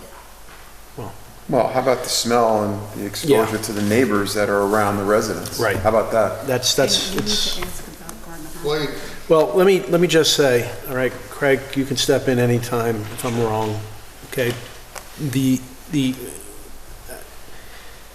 have ag markets, all right, for farm operations, okay? And it's our obligation to meet their regulations and rules as they're interpreted. Now, this project also falls under the new marijuana law on an agricultural piece of property for agricultural use. The town has already opted out of on-site consumption and retail, okay, so that's not a question. This is going to be a wholesale operation, marijuana production that will get sold to, Brian, am I correct, other retail operations outside of our community. So we really, when, Brian, you mentioned it's up, you're looking to us as far as use. As far as I'm concerned, it's not really within our purview to discuss the use. Is that correct, Greg? Considering what I just mentioned, we're here to discuss site plan. Yes, what you mentioned was that the town did opt out of dispensary and retail use, but this is a totally different animal. This is a marijuana growing operation that is not open to the public. Okay, so it's going to be enclosed like a greenhouse using hydroponics. Yes. Irrigation internally, and it's in an ag district. Right. It's an established ag district. So our concerns would be issues like parking location, view shed, traditional mitigation, yes. Treat it as any other site plan. Pardon? You lodge? Traffic, well, yeah, traffic, I'm not sure, would a traffic study be required for something like this? Could be. 40 parking spots, I had 20 employees, but then you bump it up to 40 spots, alludes to quite a bit of traffic, so I'm picturing trucks delivering soil, fertilizer. Initially they get going, but I think what we did is we kind of looked at what looking at the code parking requirements based upon the square footage of the building. I agree 42 spaces is quite large, that's why we banked 15, just to show you that this is a very small operation as it relates to employees. It's fairly computerized, and it's on a drip irrigation system. There's sensors that monitor the plants. So as far as an employee count, I think the max we talked about is a maximum of 20 employees. So as it relates to parking, as it relates to traffic and peak hours of operation, we'll dive more into that. This was more of a concept to hopefully understand that, yes, this is considered a use that is permitted here. And what we were trying to do tonight is just get that understanding conveyed to us, and then kind of working through site planning process as it relates to building position, screening, architectural features, and how we try to take this building and try to hide the mass of it. And that's what we're trying to get some of that input tonight, just because we have that large residential component behind it. So we'll get into lighting, we'll get into drainage, we'll get into public works with the entrance, things like that. Obviously, a normal site. agricultural use. So our job here is to discuss issues like the filter, right? The parking. He's putting it in an embankment there. There was talk of landscape also to further mitigate the view of the building for the exposed section, right? An item that I have thoughts about is security. Is that this board's concern? I'm picturing... You're going to need to fence this property? Are you going to have lighted fencing? Are we going to have to go down that road? Because initially, the farms that are up along Knoxon Road initially went in, and then they had all sorts of problems, and then all of a sudden it was lit fence all the way around. Yeah. So how are we going to deal with that as an option just to put out there? We're going to follow whatever New York State law has as it relates to marijuana production. What is it, by the way? Do you know? I believe there is a fence. Because we're curious. I have... Yes. I think they asked to raise the wire, but personally, I don't like What's your position? I don't like raise the water. Pardon? I personally don't. Oh, no, I'm sorry. How do you fit into this project? I'm one of the owners. One of the owners, okay. Yes. And Shane is the property owner? Yes. But you're going to lease the property from Shane? Buy the property. You're going to buy the property from Shane? Okay, okay, Including the house at the road. Yes, sir. okay. Are you subdividing the house out of the property, or you want to keep it on the property? You can't. Yeah.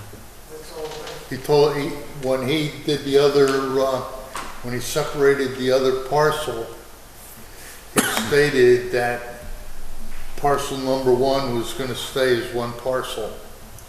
So that, what is it when you segment something? When you try to develop something? But anyway. In terms of seeker, like segmentation, actually. Segmentation, he said it was going to be one parcel. Razor And the lady said it's going to be one Because parcel. that looks like a prison. No shit. I'm sorry, Jason. No, go ahead. We don't want to get too far away from the razor wire, because that kind of piqued my interest, Rob, and Jason's. Please just hold your thought for a minute. Yeah.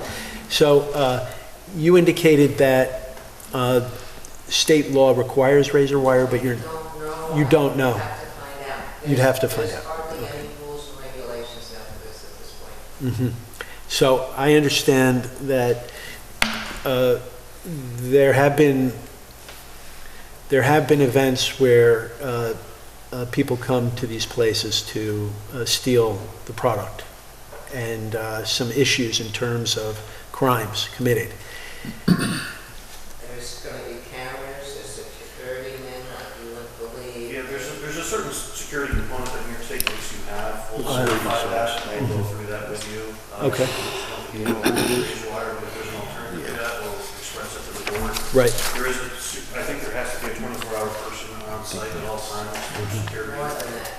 So, I think what would be very helpful, and we ran into this problem with a previous application where the use is new to the town, right? I would like, and I don't know if Craig is familiar with all the laws regarding this, but any material that you can provide us with and email it to the building department that would help us and guide us through this process with you, because you seem to be a little unclear as well, because this is a new law and things aren't clearly stated. So if you can provide us with whatever information that's available, we would like to read it. All right. I have attended some extra CE classes, 2 of them, mostly spoke about Massachusetts effort. Is it Mass? Yeah. Yes. Masses. Yeah. And I have a lot of understanding, but I do not have an understanding about the planning board's process in this. So in terms of security and that sort of thing. Layout and design, we're familiar with. Yeah. Dan, what else should we be discussing with the applicant? So this is we're sketch kind of conversation. I think he's looking for input from you guys. We just gave some global technical thoughts on the issues that, in our experience with other projects and everything, we know that these things are going to come up. Sure. The public hearing component. So the more information, the better on that. So we just tried to put together a few things, and and as you know, Brian, yeah. It's just, we were here tonight just to get a feel good from the board, to make sure that this is a project based upon what I'm hearing from the board it's. I haven't said anything yet, so. Yeah. And I'd like to talk, so. Yeah. I wouldn't generalize what's been said. No, right. As you know, what's very important to us as a board is that Dan's and our town attorney's comments are satisfied. So that's for your information. Brian's fully well aware of our process, all right? So please, Rob. So I don't know if you're from our town, but our town has been subject to several farming proposals over the years. And to say the least, it's not been conventional what people imagine as a farm, what people imagine as a farm, to the great consternation of a lot of our community. So we bought a property, we bought the right of the property to keep it open space. We thought it would be like we would think it's a regular farm. It's a farm, it's a pure farm, but it's a farm. A lot of people got very upset about it. So again, here we are again, looking at another, what I think is not what people would think in the mainstream as a farm. It's agriculture, you're growing, you're definitely, I'm not disputing it.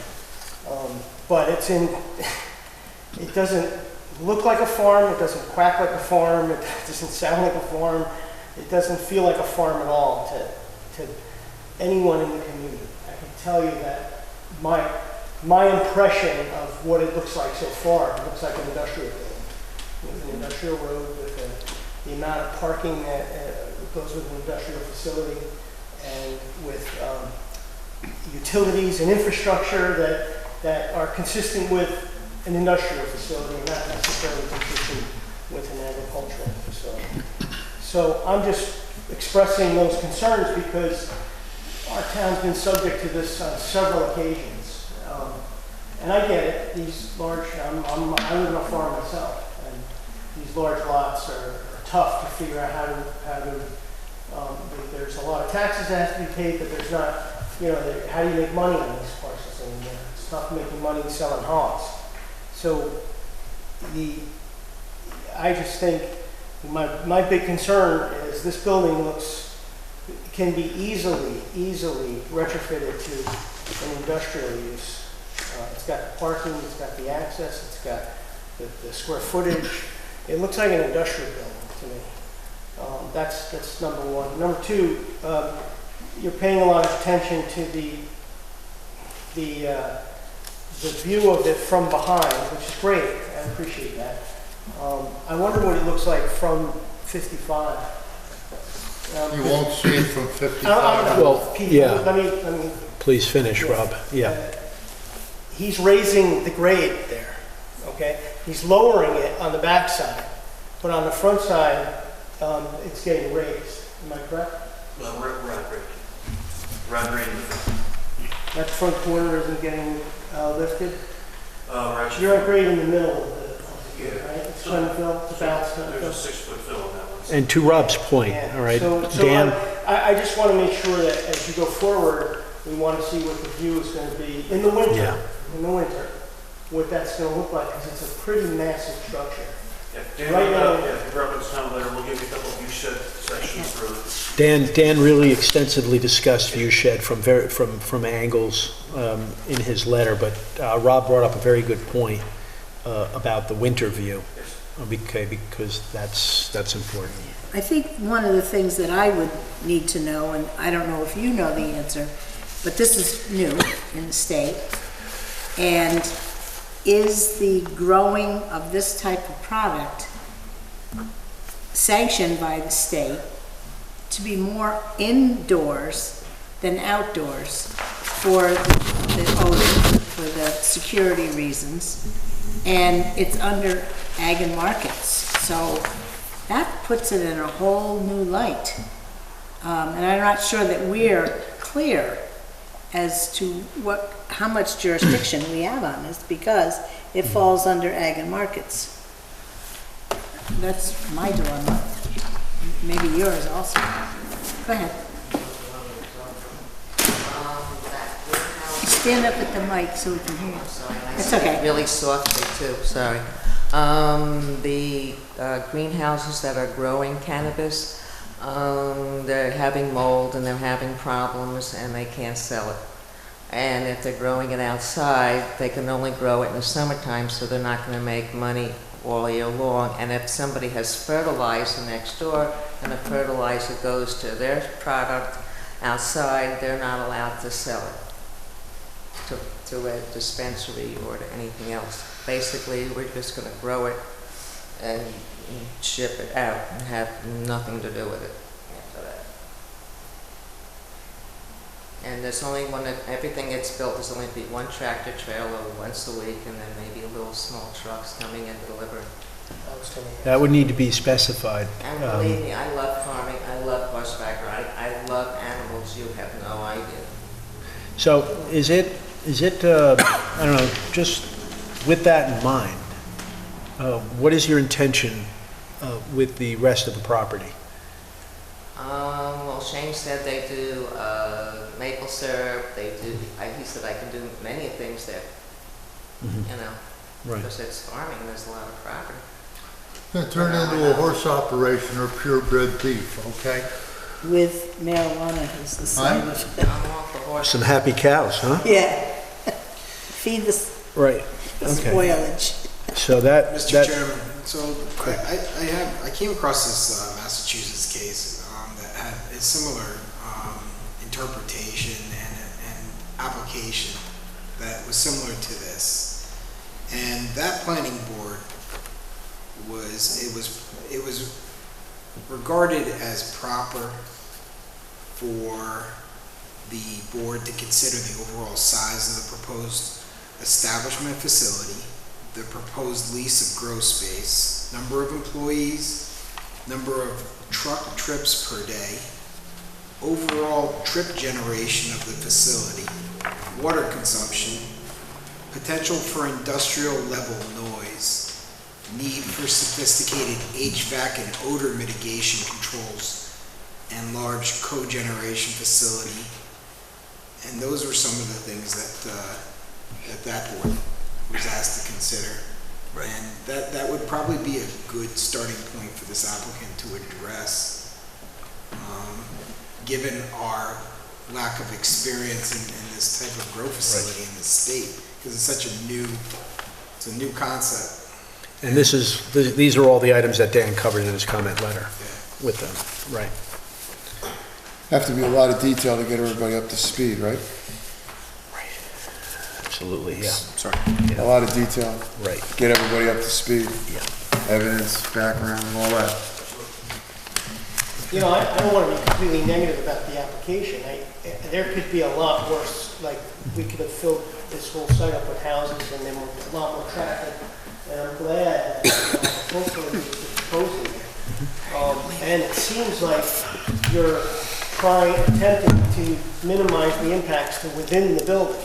So I think, I just want you to be aware that what's happened in our town and the feeling we have towards agriculture sort of gotten a bad taste in our mouth about it. I'm sure you have. And so, you know, it's going to be important going forward just to demonstrate to our community that, you know, this is not going to be a harmful, it's going to be a nice addition to the town, and that it's actually agriculture, you grow and plant, and you're hiring local people, that's good too.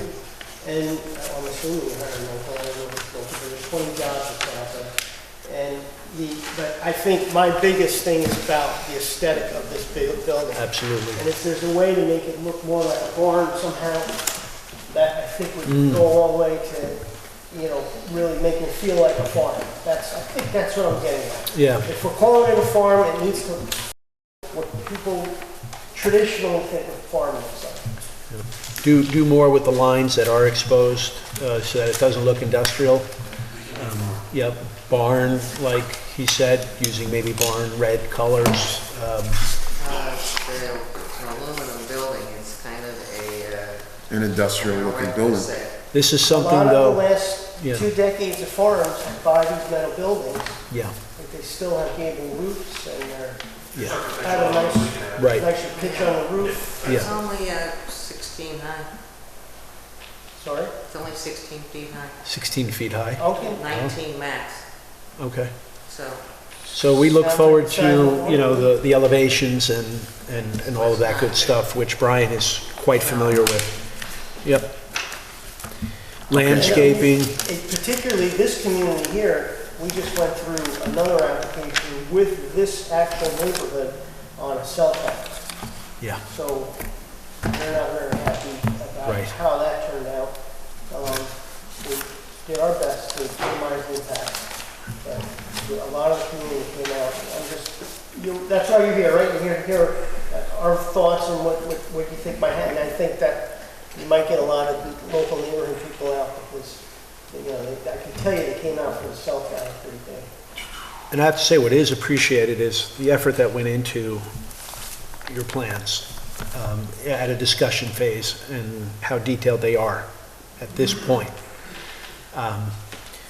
So that is appreciated. And then it's very important to address all of the comments in Dan's letter and then anticipate public hearing issues, right? Before we get to the hearing. View shed, traffic, security razor wire, that really makes the hair go up in the back of my neck. So that type of industrial concept is something that I don't believe any of us are interested in. Very much interested in mitigation through plantings on areas that aren't going to impact your other farming intentions if you have them, right? So that's anybody have any other comments for the applicant? Just, there's going to be a need for a lot of information. It's already being posted. Yes. People are already swarming, so. Yes. I know, it's shocking. It's the truth. Yes. I guess one other thing I had just noticed also, I had touched on energy in my letter, and you had mentioned something about solar on yours as well. As soon as we're making money, I want to put solar. Just take a look at our code for solar. It's it's not necessarily posted directly on E-code. You have to go into the new laws, and it was local law 1 of 2018, I want to say. And that'll help also guide what you can and can't do on the roof of a building as well. Now, so to that point, Dan, thank you for bringing that up. Now, this isn't going to be, this isn't. I already know where you're going with this. Yeah, It's not going to it's be not, the does thing. it? Yeah, because it's not a farm, solar farm. Not like what we just went through with. Right. And this is. They should take a look at that code because I don't exactly know what it is Right. about building mounted. We did go just through it with Interesting. ground mounted. Right. Yeah, thank But you. Okay. Just take a look at it because, you know, if you're coming in too Okay. much. All right, thank Yeah, you. you were there, gotta you do were there something for a couple of those meetings, right? Beyond. All right, great. I felt that pain as well. Okay, thank you. Thank you. Thank you. Appreciate it. Okay, so pre-application discussion for Samana Estates.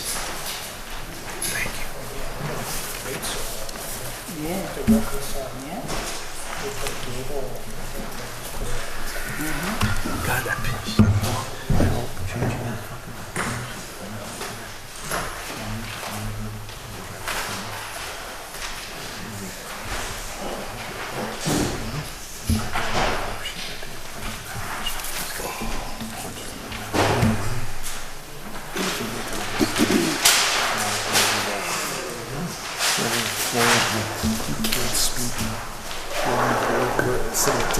No, listen. If I say she can speak, Listen. I'm just telling you, man. Just telling you. I'm telling you right now. Good evening, good evening. Good evening, Michael. So we bring before you tonight, again, sketch introductory type of deal on Samana Estates. Everybody, I assume, is pretty familiar with this intersection, Beekman Road and Greenhaven Road. There's a little bit over 6 acres. Can I just, does everybody really know what he is? Yeah? You know, the Charbel? Yeah, I know where it Right, is. yep, how about, Rob, so you're heading down Beekman Road towards, It's right next to fireman's property. exactly, right near the fireman's property. It's got some new growth trees all over the property. And, yeah, so that's where it is.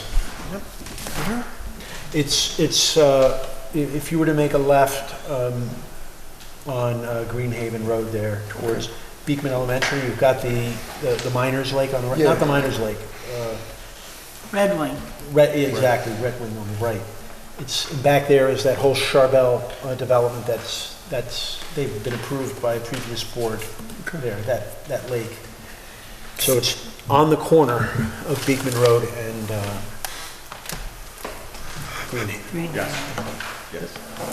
So the property is just actually a little over 6 acres. We're in an R45 zoning district. So what we're proposing simply is a 5-lot subdivision. We are proposing access points coming out to both roads are controlled under the Dutchess County Department of Public Works. So we'll have to get their approval on each of those entrance locations. And in actuality, I've already been out on the site with them to kind of take a look at the entrance locations, make sure they'd be at least satisfactory with them from a verbal standpoint. And we have some clearing easements and so forth we're going to have to work with, but all in all, they're okay with the entrance locations. We have wells and septics because we don't have a water supply or a sewer system located closely. So we went ahead and actually performed a number of additional soil tests throughout the property as well. Yes? You know, well, go ahead, finish, but you know, Charbel, if they ever do move on it, is gonna put in a water and sewer system. Yeah, understood, and maybe me and Dan had some conversations about that and what we may be able to do to help some things. But as it stands now, we have no water, we have no sewer, so we're proposing well and septic locations. So it's a fairly straightforward subdivision, as the chairman mentioned. It's kind of second growth trees out there. It seems too easy, to be honest with you. So we do have a survey here. We will get our trees located, okay? So we try to work around them as best we can, and you know we have some flexibility on the house and septics. The septics are going to be very small because the soil is, you know, run it back in sand, believe it or not. And I think that's just reflects the gravel mine that went on down the road. You know, we got some good stuff. So long and short, again, just here to introduce it to you before we make a formal application. See if there's anything you know that maybe I don't know, and move forward. Looks pretty clean. What's your plan? Are you going to clear cut the entire lot and then landscape and plant, or will you be maintaining some of the? No, I don't think that's what at all. You know, we're going to try and work. We understand. Believe me, if I know the issue with trees, you know, with this board, No, I actually, what I said, just so you clearly went into shock there, right? So it was more of a question, whether or not you were going to clear cut, because of what you're doing, you know, septic and flag lots, I mean, the driveways, et cetera, and then landscape, or were you going to maintain some and then I mean, we're going to build around? Yeah, we're going to try and maintain as much as we can. We want to have some buffering maybe between each lots. I mean, it's a 1 acre zone, so you know, having a few trees here and there actually works. And again, because of the size of the septic areas, they're going to be about the smallest that you're going to have.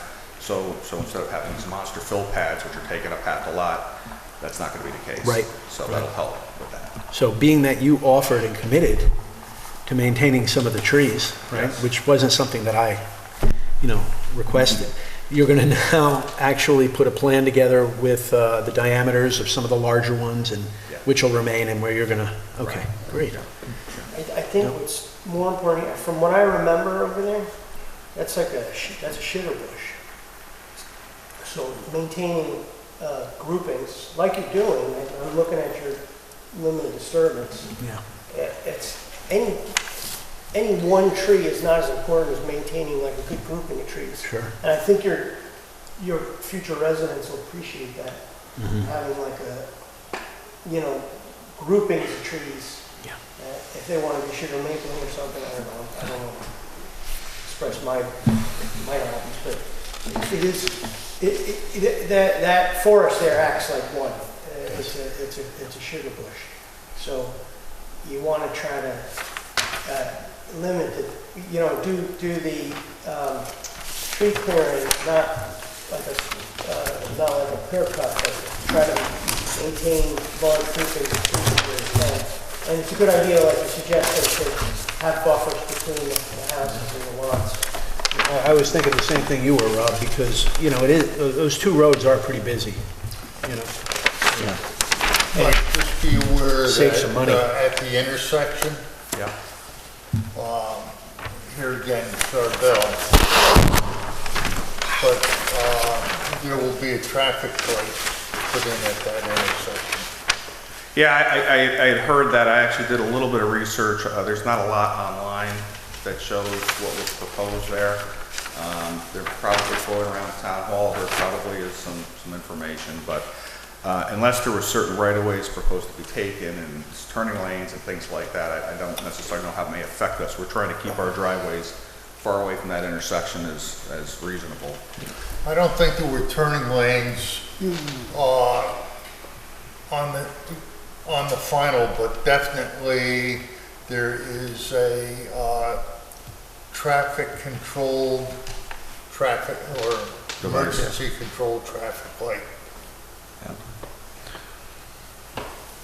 Just to back up on the buffers, the property to the south, as you know, is owned by the fire department. And they were talking about a training facility there years ago, so don't know if that's ever going to be brought back up again, but might be a good idea to kind of try to maintain some of those buffers there.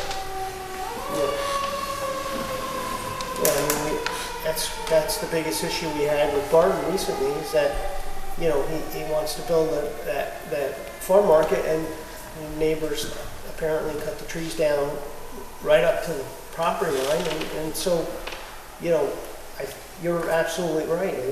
We could anticipate future complaints by these neighbors if and when the fire department wants to develop their site. And it's important that we put a buffer in this drawing and maintain a buffer there, so we can, you know, so they could have the future protection from any development happening on this lot. If the fire department had been smart, Rob, they would have bought the property. Yeah. It's water under this bridge. Well, they weren't smart. It was discussed. So let's talk about that buffer a little more, Rob, because that's a good point. Yeah. Yep.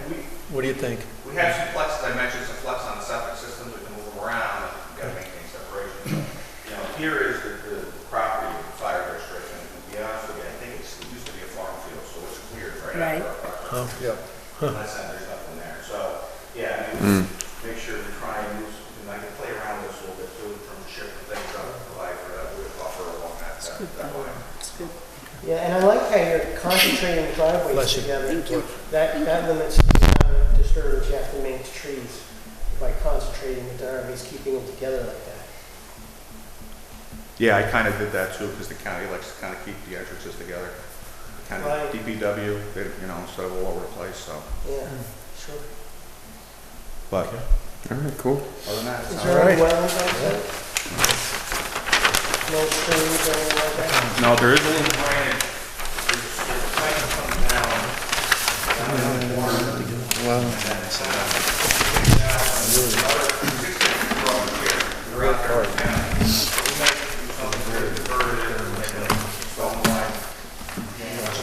We're gonna work it out in the county, but in terms of wetlands themselves, there's nothing there. What's going to happen? All right?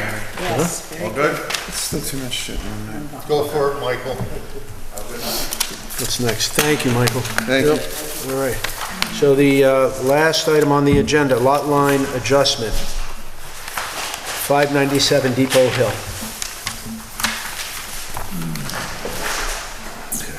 Whatever happened with the dog walkers? They're operating. Yeah. They were approved, the resolution was signed, and that's happening.